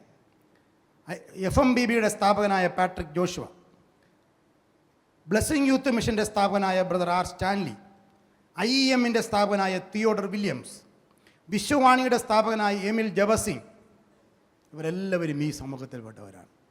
പാവം തെറ്റിപ്പോയ പോൾ സീർ ലോറി, അതും കൂടെ പറയണമല്ലോ, അദ്ദേഹവും ഈ സമൂഹത്തിൽപ്പെട്ട ആളാണ്. പ്രസിദ്ധ പ്രസംഗകനും രവി സഖറിയ മിനിസ്ട്രിയുടെ അംഗവുമായ എനിക്കായി ജീവൻ വിട്ടവനെ എന്ന പാട്ടെഴുതിയ യേശുവടിയാൻ, പ്രകാശ് യേശുവടിയാൻ ഈ സമൂഹത്തിൽപ്പെട്ട ആളാണ്. ഇന്ന് കേരളത്തിലെ 4%, തമിഴ്നാട്ടിൽ 12% ജനസംഖ്യയായത് കൂടി ഇന്ത്യയിൽ 1 കോടി ജനം, ഏകദേശം 1%. ISROയുടെ മുൻ ചെയർമാൻ ഡോക്ടർ മുത്തുനായകൻ നടാരും ഡോക്ടർ K. ശിവൻ ഇപ്പോൾ റിട്ടയറായ ഇവരെല്ലാവരും ഈ സമൂഹത്തിൽപ്പെട്ടവരാണ്. LIC ചെയർമാനും IRDയുടെ ചെയർമാനുമായ TS വിജയൻ, ഇവിടെയും അദ്ദേഹം വന്നിട്ടുണ്ട്. അദ്ദേഹവും ഈ സമൂഹത്തിൽപ്പെട്ട ആളാണ്. ഒരു കാലത്ത് വളരെ വൈരുദ്ധ്യമായ ദൈവസങ്കല്പമായിരുന്നു ഇവർക്കുണ്ടായിരുന്നത്. ഞാൻ ദൈവസങ്കല്പത്തെക്കുറിച്ചുള്ള പുസ്തകം എഴുതിയിരുന്നപ്പോൾ ഇവരുടെ ദൈവസങ്കല്പം എന്ന് പറയുന്നത് ഒരു കാലത്ത് നിങ്ങൾ കേട്ടാൽ അതിശയം തോന്നും, സുടലൈ മാടൻ എന്ന് പറയുന്നൊരു ദൈവമായിരുന്നു. മലയാളത്തിൽ പറഞ്ഞ ചുടല മാടൻ, കറക്റ്റ്. ഇതായിരുന്നു ഇവരുടെ ദൈവസങ്കല്പം. ഈ ദൈവത്തെ പ്ലീസ് ചെയ്യാനായിട്ട്, പ്രസാദിപ്പിക്കാനായിട്ട് കൊടുത്തിരുന്നത് ചാരായമായിരുന്നു, സുടലൈ മാടൻ. എന്നാൽ പാരമ്പര്യങ്ങൾ പറയുന്നത് ഇത് ശിവൻ എന്ന ദൈവത്തിൻ്റെ പുത്രൻ എന്നാണ്, ദൈവപുത്രനായ സുടലൈ മാടൻ. മിഷണറിമാർ വന്ന് ഇതിനെക്കുറിച്ചൊരു പഠനം നടത്തി. എന്താണ് ഈ സങ്കല്പം? അപ്പോൾ എഴുത്തുകളിലൊന്നും അധികമില്ലെങ്കിലും ഓറൽ ട്രഡീഷൻ പറയുന്നത് ചുടലയിൽ, അതായത് ശ്മശാനത്തിൽ വെളിപ്പെടുന്ന ശ്മശാനത്തിനും അധിപനായ ദൈവം എന്നാണ്. മാടൻ എന്ന വാക്ക് നമ്മൾ കേൾക്കുമ്പോൾ പേടിയാവും. മാടൻ എന്ന വാക്കിൻ്റെ ഇംഗ്ലീഷ് വാക്ക് ആത്മാവെന്നാണ്, മെയിൽ സ്പിരിറ്റ് എന്നാണ്. സുടലൈ മാടൻ എന്ന് പറഞ്ഞാൽ the male spirit of the graveyard എന്നാണ്. അപ്പോൾ മിഷണറിമാർ ഇതിനെക്കുറിച്ച് പഠനം നടത്തിയപ്പോൾ അവർക്ക് മനസ്സിലായി ഇതിനൊരു വലിയ ബ്രിഡ്ജുണ്ട്, ഇതിന് വലിയ സാമ്യമുണ്ട്. എന്താണ് ഇതിൻ്റെ സാമ്യം? ശവസംസ്കാര അല്ലെങ്കിൽ ചുടലയുടെ കാവൽക്കാരനല്ല ദൈവം, കല്ലറയെ ജയിച്ചവനാണ് ദൈവം. ദുഷ്ടാത്മാക്കളിൽ നിന്നുള്ള പ്രാദേശിക സംരക്ഷകനല്ല ദൈവം, ലോകത്തിൻ്റെ തന്നെ രക്ഷകനും സാത്താനെ പരാജയപ്പെടുത്തുന്നവനുമാണ് ദൈവം. ഇതങ്ങോട്ട് ഈ നമ്മുടെ പൂർവ്വപിതാക്കന്മാർക്ക് പറഞ്ഞു കൊടുത്തു. നിങ്ങൾ പറയുന്ന ചുടലയുടെ അധിപൻ, ചുടലയുടെയും മുകളിൽ ജയിച്ചു നിൽക്കുന്നവൻ ഒരുവനുണ്ട്. അവൻ യെരുശലേമിലെ കല്ലറയുടെ മുൻപിൽ മറിയയ്ക്ക് വെളിപ്പെട്ട ഒരാത്മാവാണ്. അവൻ്റെ പേര് യേശു എന്നാണ്.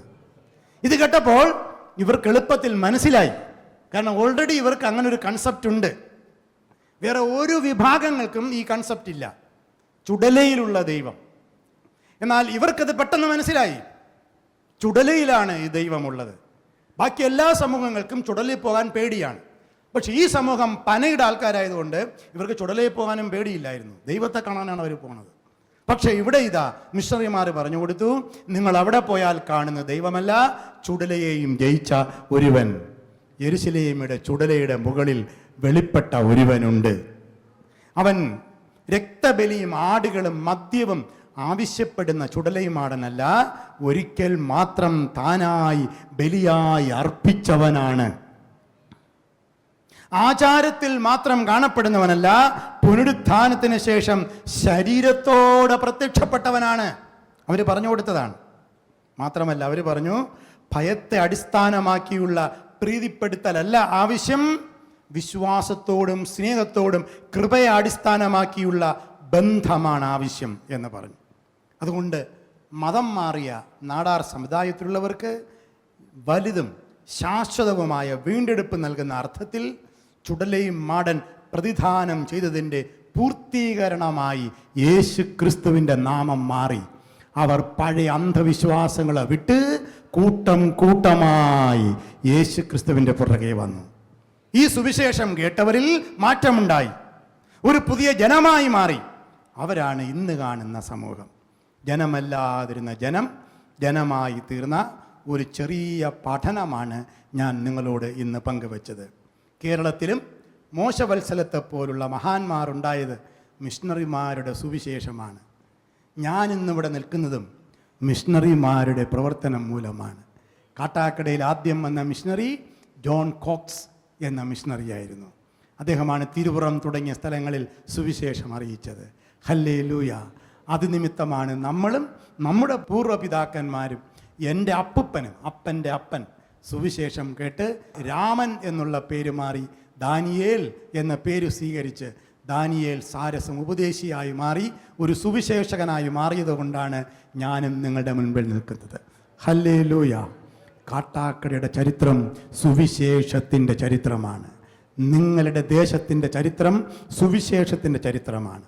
ഞാൻ നേരത്തെ പറഞ്ഞത് ഒരിക്കൽ കൂടി ആവർത്തിക്കട്ടെ. ആദ്യത്തെ ആശുപത്രിയും ആദ്യത്തെ സ്കൂളും ആദ്യത്തെ കോളേജും എല്ലാം മിഷണറിമാരുടെ അല്ലെങ്കിൽ യേശുക്രിസ്തുവിൻ്റെ സുവിശേഷത്തിൻ്റെ പങ്കാളികളാണ്. ഈ സംഭാവനകൾ നമുക്ക് മറക്കാൻ കഴിയുമോ? പത്രോസ് ഓർമ്മിപ്പിക്കുകയാണ്, നിങ്ങൾ പരദേശികളാണ്, നിങ്ങൾ ഒറ്റപ്പെട്ടു പോയവരാണെന്ന് ചിന്തിക്കുന്നവരാണ്. പക്ഷെ നിങ്ങൾ ഒറ്റയ്ക്കല്ല, ആത്മീയ ഗ്രഹമായി നിങ്ങൾ പണിയപ്പെട്ടിരിക്കുകയാണ്. കാരണം നിങ്ങൾ ജനമല്ലാതിരിക്കെ വലിയൊരു ജനമാക്കി തീർത്തതാണ് ഈ സുവിശേഷം. അതുകൊണ്ട് നിങ്ങളെ അന്ധകാരത്തിൽ നിന്ന് അത്ഭുത പ്രകാശത്തിലേക്ക് വിളിച്ചത് ദൈവത്തിൻ്റെ സൽഗുണങ്ങളെ ഘോഷിക്കാൻ വേണ്ടിയാണ്. ഹല്ലേലൂയ! ആമേൻ, ആമേൻ, ആമേൻ, ആമേൻ. Praise the Lord. കഷ്ടപ്പാടുകൾക്കിടയിലും പത്രോസ് വായനക്കാരെ ഒരു ദൗത്യം ഏൽപ്പിക്കുകയാണ്. എന്നാൽ ഈ തിരഞ്ഞെടുക്കപ്പെട്ട ഒരു ജനമാണ് നിങ്ങളെ വിളിച്ചവൻ്റെ സൽഗുണങ്ങളെ ഘോഷിക്കേണ്ടത്. ഇരുണ്ട ലോകത്തിൽ ഒരു വെളിച്ചമായിരിക്കാൻ കർത്താവ് വിളിക്കുകയാണ്. കർത്താവിനെ പ്രതി നിങ്ങൾ കീഴടങ്ങുവിൻ. നന്മ ചെയ്തുകൊണ്ട് നിങ്ങൾ അജ്ഞത സംസാരിക്കുന്നത് നിശബ്ദമാക്കണം. 1 പത്രോസ് 2:13 മുതലാണ്. അടുത്ത ദൗത്യം കൊടുക്കുകയാണ്. മോശമായി പെരുമാറുമ്പോഴും സത്യസന്ധതയോടും സൗമ്യതയോടും കൂടെ നിങ്ങൾ ജീവിക്കണം, പഠിപ്പിക്കുകയാണ് നമ്മളോട്, ക്രൈസ്തവരോട്. 1 പത്രോസ് 5:5 പറയുകയാണ്, പരസ്പരം നിങ്ങൾ താഴ്മയെ ധരിക്കണം, കരുതലുള്ളവരും എളിമയുള്ളതുമായ ഒരു സമൂഹത്തെ കെട്ടിപ്പടുക്കണം, ഉറച്ചു നിൽക്കുകയും ശത്രുവിനെ ചെറുക്കുകയും വേണം. 5:9 പറയുകയാണ്, വിശ്വാസത്തിൽ ഉറച്ചു നിൽക്കുക, മറ്റുള്ളവരെ കഷ്ടപ്പെടുന്നുണ്ടെന്ന് അറിഞ്ഞുകൊണ്ട് ആത്മീയമായി ഉണർന്നിരുന്ന് വിശ്വസ്തരായിരിക്കുക, പഠിപ്പിക്കുകയാണ്. പ്രിയ സുഹൃത്തുക്കളെ, എന്താണ് നിരാശയിലിരിക്കുന്നവർക്ക് ഇന്ന് നൽകുന്ന സമാധാനം ഇതിലൂടെ? അതുകൊണ്ട് പത്രോസ് പറയുന്നു, ഈ വാക്യത്തിൻ്റെ സാഹചര്യം ഞാൻ പറഞ്ഞു. ചിതറിപ്പോയ പരദേശികളായിട്ടുള്ളവർക്ക് എഴുതുകയാണെന്ന് പറഞ്ഞു. അതിൻ്റെ അർത്ഥം ഞാൻ പറഞ്ഞു, അതിൻ്റെ വാഗ്ദത്തം ഞാൻ പറഞ്ഞു, ആ വാക്യത്തിൻ്റെ മിഷൻ, ദൗത്യം ഞാൻ പറഞ്ഞു. അവസാനമായിട്ട് ഇന്ന് നമ്മൾ അതുകൊണ്ട് എന്താണ് അതിൽ നിന്ന് എടുക്കുന്നത്? ഇത് വായിക്കുകയോ ഇത് കേൾക്കുകയോ ചെയ്യുമ്പോൾ നമ്മൾ ഹൃദയഭാരത്തോടെ ആയിരിക്കാം, വേദനയോടെ ആയിരിക്കാം നമ്മൾ ഇന്ന് കാണുന്നത്. 2000 വർഷങ്ങൾക്ക് മുൻപ് എഴുതപ്പെട്ട ഈ പുസ്തകത്തിന് എന്താണ് ഇന്ന് പറയാനുള്ളത്? ഭാവിയെക്കുറിച്ചുള്ള നമ്മുടെ ഉത്കണ്ഠയായിരിക്കാം, കുടുംബത്തെക്കുറിച്ചുള്ള നമ്മുടെ ഭാരമായിരിക്കാം, ആരോഗ്യ പ്രശ്നങ്ങളായിരിക്കാം, സാമ്പത്തിക സമ്മർദ്ദമായിരിക്കാം, ഏകാന്തത അല്ലെങ്കിൽ നമുക്ക് തന്നെ ഒരു ഭയമായിരിക്കാം.